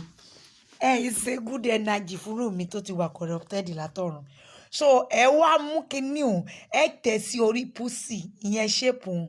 Ẹ wá dìmú, you press it down, you hold it there, and you spread your cream all around the plastic, whatever it is, whatever shape. Tó bá pé Nike ni, ẹ gbé síbi irun òbò, ẹ wá tẹ̀ mọ́lẹ̀ mọ́bẹ̀. Ẹ wá spread the cream sí gbogbo area tó kù. The cream would have softened your hair after like 2-3 minutes. So by the time you are ready to wash it off, area te cover pẹ̀lú shape, ìyín wọn ò lè wà soft because ẹ ti dé irun yẹn mọ́lẹ̀. So tẹ́ bá máa fi fọ̀ báyìí, shape nǹkan tẹ́ ti dé ibi òbò yín yẹn, ó máa dúró níbẹ̀. Ẹ̀yin lo the sharpener tán fi kọ́ wa lẹ́kọ̀ọ́ oníke. Ẹ mọ̀ pé díẹ̀ ó máa wà inú àyè máa wà ńbẹ̀ bí holo. Ẹ̀yin mú nsìn kẹ́ wá ti dé ibi òbò yín, kẹ́ wá fi irun sí gbogbo etí of the circle tó kù. Ẹ rí pé tẹ́ bá máa fi yọ́ tẹ́ máa fọ̀ area tí ó ti wà softened yẹn. Ẹ mọ̀ pé bí tẹ́ ti fi sharpener ń dé. Ó wà ní super drugs. They sell it in super drugs. They sell it in this place too. There's a sex shop, Totimonta sex toy, and Summers. They sell it there. You can even check online and see shape. You'll find it there. So you wear it and you wash up the area that has been, removed, and then soften. It makes you sexy. So if you are the type that don't like to keep hair and your husband likes to touch hair, just to spice it up, so you will still have the hair there to be touched, though in some area, and then you have the side of it cleaned. Ìyẹn máa ń fárun dójú fòrò nítorí àwọn ọkùnrin míì wọ́n ẹ láyàn déwájú nìkan wọ́n á fi àwọn yẹn lá gbogbo fòrò ẹ náà lẹ́yìn tó fi ń yàgbẹ́. That is why we have to be hygienic. We have to be very, very clean. We have to look after ourselves.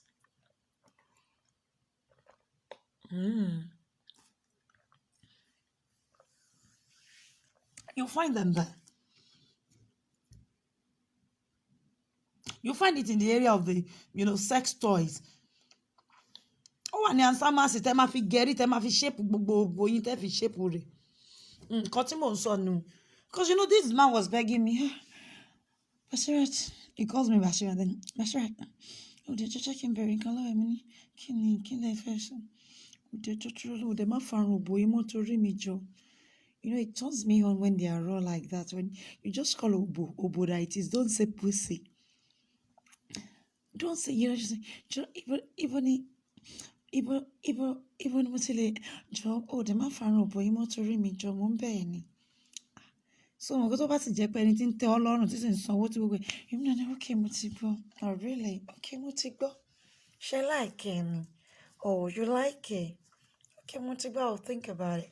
And if you want your relationship to last and if someone you love and you will do anything, you just leave it. Me, I just love to clean the area. I'm used to shaving. Tẹ́ bá rí pàwọ́ tá máa ń shave, tẹ́ bá wà àwọn ọmọ wa kéékèèké gan, they take after us. they will start shaving because whatever you keep in the house as a female nínú bathroom báwọn ọmọ rẹ bá ti rí pé òfin fa bí òfin ṣe wọ́n lọ mú nìyẹn.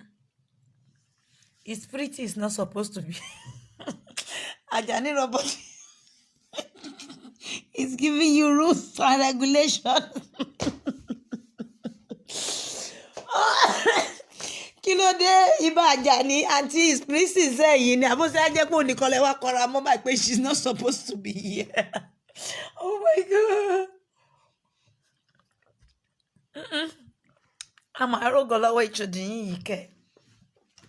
Kí ló dé táyé pé spirit nìkan lẹ wá lé kúrò báyìí ládùúgbò gbogbo àwọn ọmọ dáadáa àwọn ọmọ ọ̀rọ̀lẹ́ ayé tó ń bẹ lórí láì ní bá ṣe sọ̀rọ̀ yìí.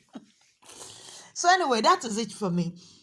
So I don't like it when you keep coming saying, tell the men to be licking plates. Is the plate properly washed? Is it properly cleaned? When you hire an extra hand to come and work in your vineyard, you have to make the place conducive for him as well. Kì í ṣe pé yóò wọ vineyard yẹ ẹ̀gún àmọ̀gún lẹ́sẹ̀ àbí nǹkankan á máa rùn àbí koríko ti yàgbẹ́ sí. Ìwọ náà tó fẹ́ gba òṣìṣẹ́ ṣé ó jẹ́ kí ibi tó ti fẹ́ ṣiṣẹ́ òun kó clean. The boys are complaining, and let me tell you, when this leaking thing started first, some men, they cannot do it, they're not good at it. Everybody just want to join the band. We're going to say, I know how to leak. Àtàfà àti irú àwọn pastor robo tí wọ́n gbé logo pastor wọ́n mọ̀ jẹ́ ṣége nuobo. I'm honest, let me tell you, do you know it has dropped again? We are not even getting to hear it anymore. If you agree with me, if you're a sex expert and you agree with me, yes or no?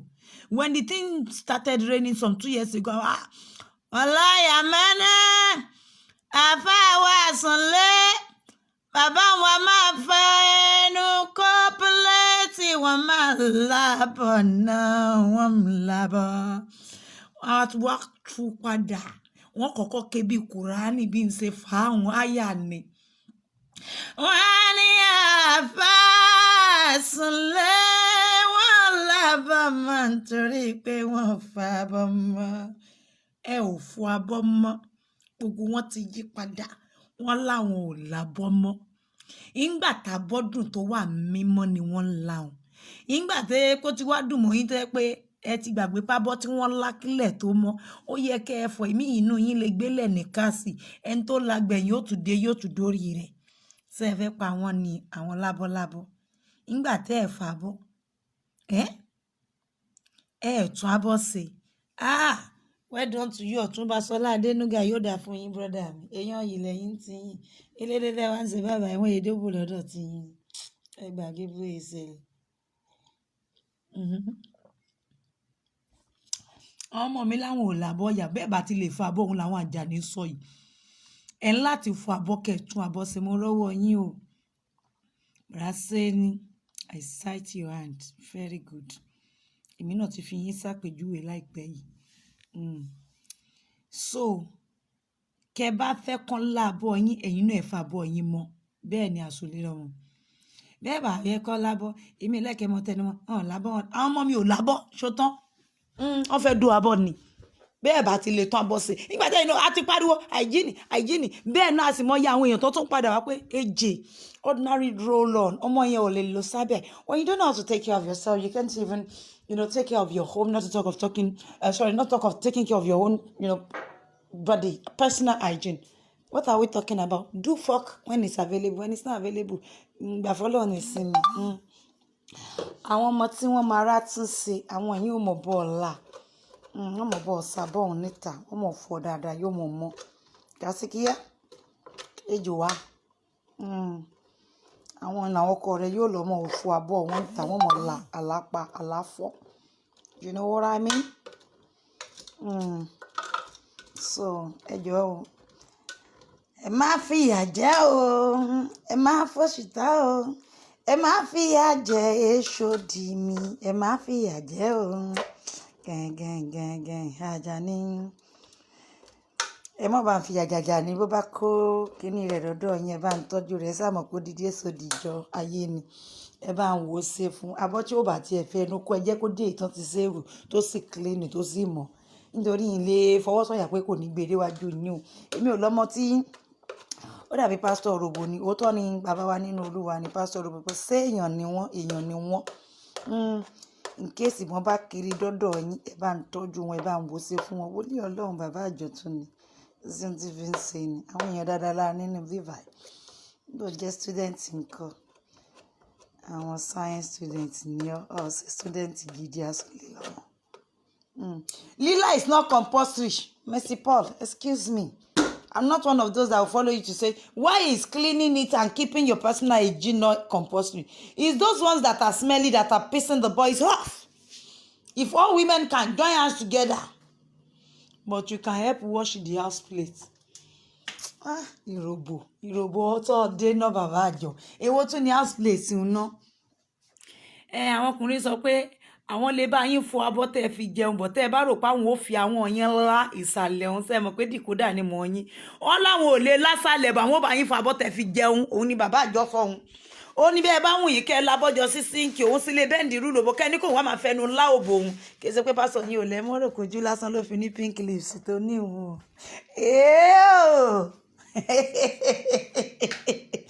kì í ṣe pé pásọ yín lè lábọ́ torí bàbá àjọ yín èmi rí i pé ó pọ́n létè ni ìmọ̀ bó ṣe pọ́n létè òun lógò sínú fáwọn ọkùnrin tí bá ń lá abọ́ tí wọ́n ń lá pléètì mi ò mọ ẹ mọ̀ lé mi mú pé wọ́n ń lá o bẹ́ẹ̀ bá sign contract pẹ̀lú rẹ̀ bí ó bá lábọ́ wàhálà yẹn méjèèjì nu kò ká yé o èmi ò mọ o èyí la máa bọ́ ṣé ẹ mọ̀ pé èmi gan nísìn mi ìṣẹ̀ wá ń kì nípa abọ́ lílá. At times I'm not just in the mood for it because abọ́ lílá is a long process. You know, it is foreplay. You know, we call it foreplay, isn't it? Because I like when you want to labor, there's a toy that I like so much. You lie together with the toy. So when I sleep, some men are very good at using their fingers on the clitoris while you are licking the plate. While you are licking the plate, there must be a kind of pressure on your clit as well, right? You must learn to use your finger around the clit. It's not about the abolila. Some people just think it is just wiping of the, the P area. No. It is you stimulating with your tongue. Ayolawa, stop shaking your head. Stop shaving. It is when you stimulate the area that you will get the result you want to get. How come you are licking a woman and then she's not responding? Me, I'm Oyelila that I will not respond. You don't know me. Well, you are not doing it the right way. It is to stimulate, not for you to be wiping as if you are using wiper to clean bum for children. It's a wipe. No. Because some men don't realize this. Some people think it's just about just using your tongue to just... Finger is very good. You have to learn to put as much as you're licking the plate, you're doing everything. Your finger, the thumb, the left thumb. Number one, when you are licking, I like when you use your two fingers to widen the area so that your tongue can settle in between very well. Okay, bye-bye, Auntie Shewa. I know your anointing will cover area. You know. So by the time you widen the area, your tongue will settle well. Ìgbà tẹ́ ẹ̀ sá àwọn kan tí wọ́n máa ń fa wọn sọ̀rọ̀ lórí Facebook tẹ́ pé àwọn wọn bígbà tí yàn mú ewé tán fi ń kó mọ́ínmọ́ín ni yóò ti fẹ̀ jù kọjá ibi tí òbò ń gan gbé wà ó lè dé ibi tí ìtàn gan wà lẹ́gbẹ̀gbẹ̀ ibi tí àwọn pẹ́ ẹ̀ là. You have to learn to narrow your tongue and then you set it in between. You now use your left hand and your second finger to widen the area. Meanwhile, the first finger, it will push the air area up a bit, and your thumb will settle on the clit, stimulating it while your tongue is busy down there. Don't let me talk too much this morning. I beg emo jemba inje. Ela yani mo kodo, mo yato no ka doko, mo yato no ka enjoy yoko, mo yato no ka come. No le mo ma come how many times can you come over come pare ni. Be mi ba come eyo kan lásán bí 100 ni mo ti wà padà nu ku nìyẹn. ọmọ kọ́ lẹ́yìn ọmọ àdó títí tí ò ní kàn mọ́ ni. Òun ni bàbá àjọ ń sọ fún mi pé finger lórí clit ló lè ṣe. Some of you don't know that. You just want to put your dick and you think everything is about putting dick and putting tongue. There are so many tongues that are not sweet now. You think gbogbo àwọn náà ló ń dùn. Àwọn mi ò dùn náà. Nígbà tẹ́ ẹ̀ mọ̀ ṣe. Ẹ rò pé kákan lọ mọ́ join ní kíní. Wọ́n ní ayé bá wọn sí kẹ́yìn lábá.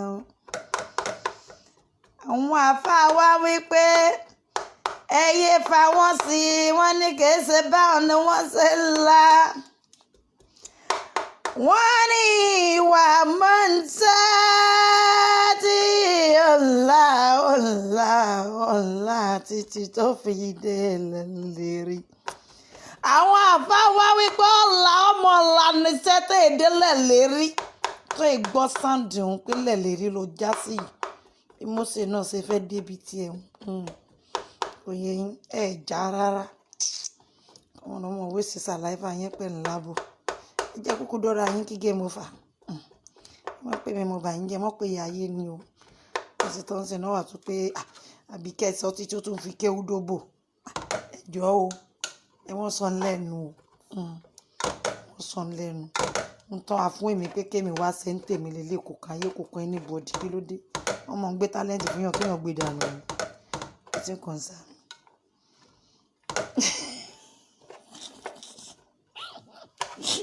Àgbàyà nìyẹn.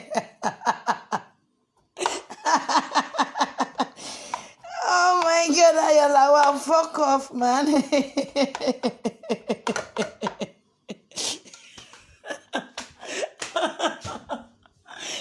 Don't make me laugh. I'm cooking.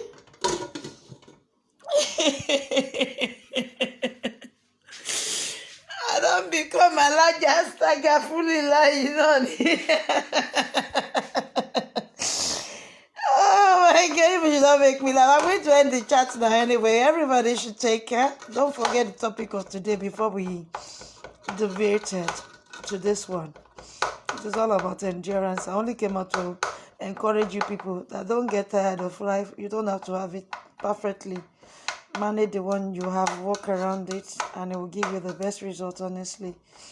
They always say the end, no man justify means. So let the end of whatever game it is you're playing justify the means. Okay? Obajowo ni otito ni eni soro ma to o ma sekun.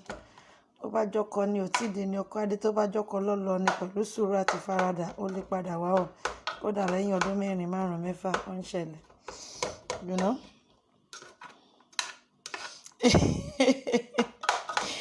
Oh my God, ẹ ti bà topic mi jẹ́ lẹ́nu. Anyway, ẹ ṣé gan ni tẹ́ wá join. Kò ní jù báyìí lọ́wọ́ ẹ má sọ pé sinpin báyìí love you oge. Thank you so very much, everybody. Thanks for joining. Ẹ mọ́kàn mọ́ gbọ́ chat ẹ̀yin náà ẹ̀yin tó ń bá wínú yín ẹ mọ̀. Ẹ̀yin obìnrin tẹ́ kí n túnra ṣe mọ́ra yín. Àwọn ọ̀bùn àwọn olóòórùn ẹlòmíì ẹnu lásán kò lè fọ̀. Ó bá dalẹ̀ pàápàá. Kò sí nǹkan tó ní kí àwọn tún mú búrọ́ọ̀sì kẹ́ tó tẹnu fọ̀ lẹ́lẹ́ǹkejì kó sì ti fi ń ṣèyàn wá láì. You know, at times when I want to go to sleep, oúnjẹ tí máa fẹ́ jẹ tí máa jẹ láti gbà máa kó wá. I don't have to kiss anybody. When my breath is smelling the food, whatever, I love to keep my tongue clean. I go to rebrush again and I use mouthwash. At times if that is not helping, you can also put salt in warm water, you gargle with it and you go to sleep. You know? So, ẹ̀yin ará America tẹ́ tají lóru nítorí ọ̀rọ̀ aṣẹ́wó yìí, ire o, I wish you good luck. To those of you that were within African region and UK, God bless you. We hope you make the best use of the advice. You all should have a wonderful day. Enjoy yourself. Yeah, you gotta go now.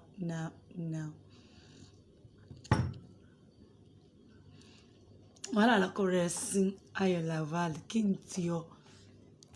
Leave me alone. Leave Babanji alone. What's your own with Babanji? Who told you it's Babanji I'm talking about self? Yeah, man. I'm a bo aproko. Lára rẹ̀. Anyway. Ìyá kò fòṣì. Èèyàn tajà ní robot nù. Àbí kí olókìkí. ẹ̀yin Americaners ẹ má bínú. Ẹ lọ rí wọ́ọ̀ṣì kẹ́yìn náà enjoy rẹ̀. Àwa ti ṣe ìtọ́nà ọ̀ràn wa. Bó bá dalẹ̀ á tún jáde ní UK time á tún gbójú wa dáde pretty face mi yẹn yìí lè mọ hide rẹ̀. Èèyàn burúkú ló máa ń ṣe nǹkan burúkú behind the screen yóò mọ̀ pé òun ṣe ṣáàtì àwọn ṣáàtì sọnù.